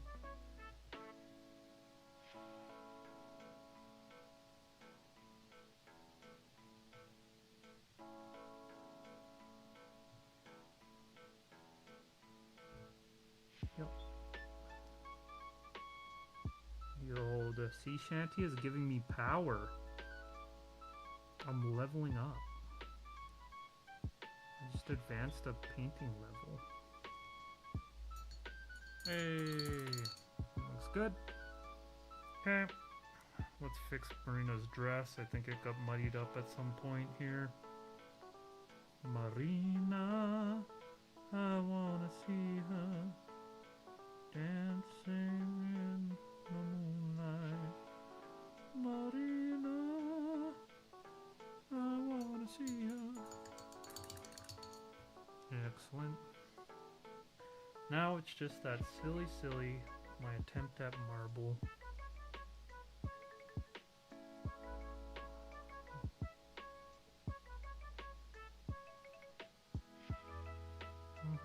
I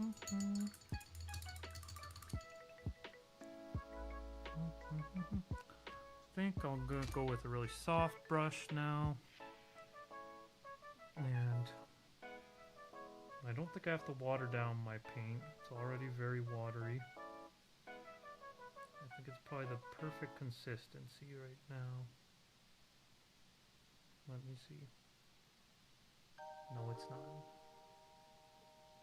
Just the slightest bit of water. Where's my black at? Okay, so along the wall would be reflecting light. I'm just getting like a kind of dark color, making sure it's kind of like even through my brush mixed with water. Suck up a little extra water from the brush, and I'm going to try just paint in like some reflection of what's going on up here.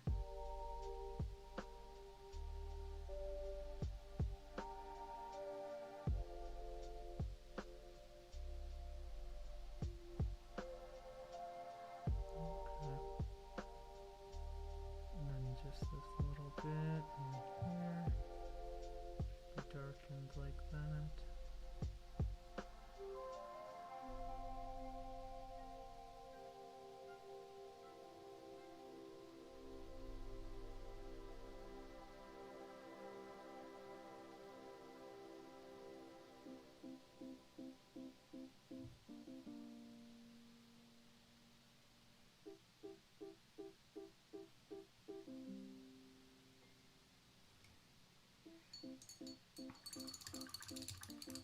Okay, alright.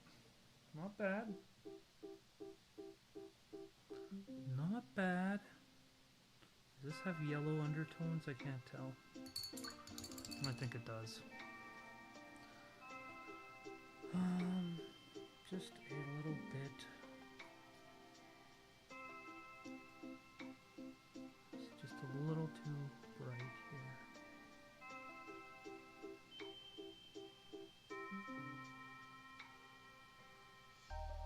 I do want a really bright portion of the floor,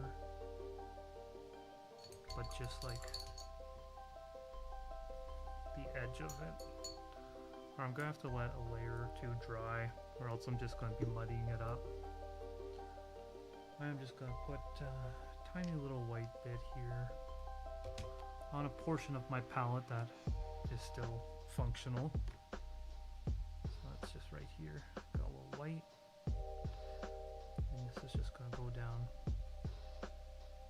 pretty small right here along the edge.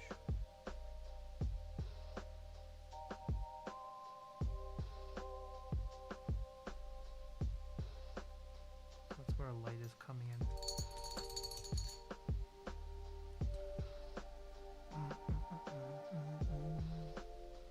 So I need to very carefully darken this floor up a little bit. I need it to be black. Black, black, black, black. Very subtle. Letting my paper towel get a little sip here.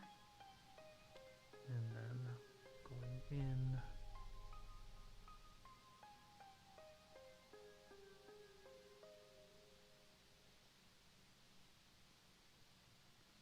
And I'll probably have to go over that fireplace and wall line more after this, but definitely helping me see if this kind of route that I'm taking is effective or not. And I think it's doing okay.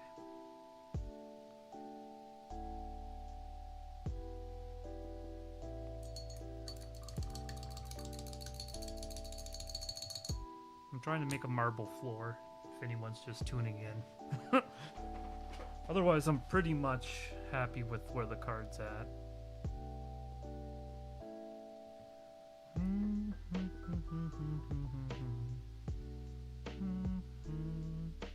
Yeah, I'll be sending some pictures to my client after the stream, see what they think.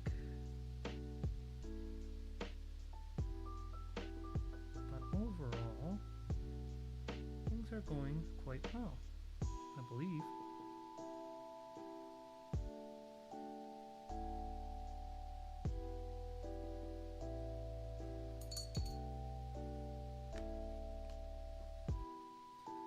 Okay, let's darken up our floor a little more.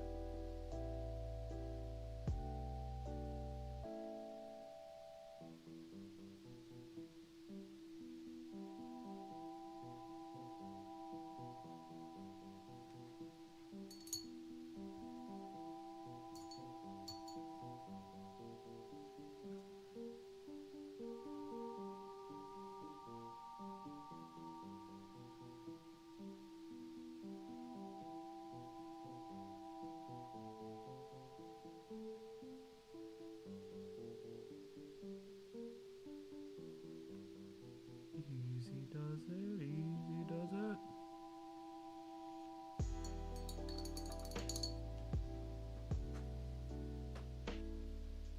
For some contrast, I'm just gonna brighten up these edges that are close to the portal.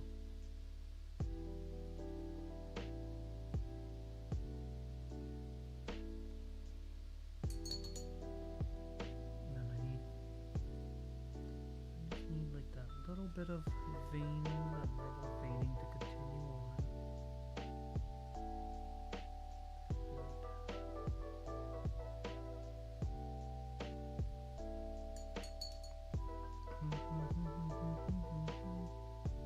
Uh-oh. Just need some time to dry. Alright, well, I think I'm gonna call it here for now. I'm gonna be tweaking up this floor, but it's such a small part of the card, and I don't have other parts of the card I'm trying to get to, so it's kind of dull painting at this point for the viewing audience. But thanks for everyone for tuning in, and I'll probably stream again soon. Alright, cheers everybody.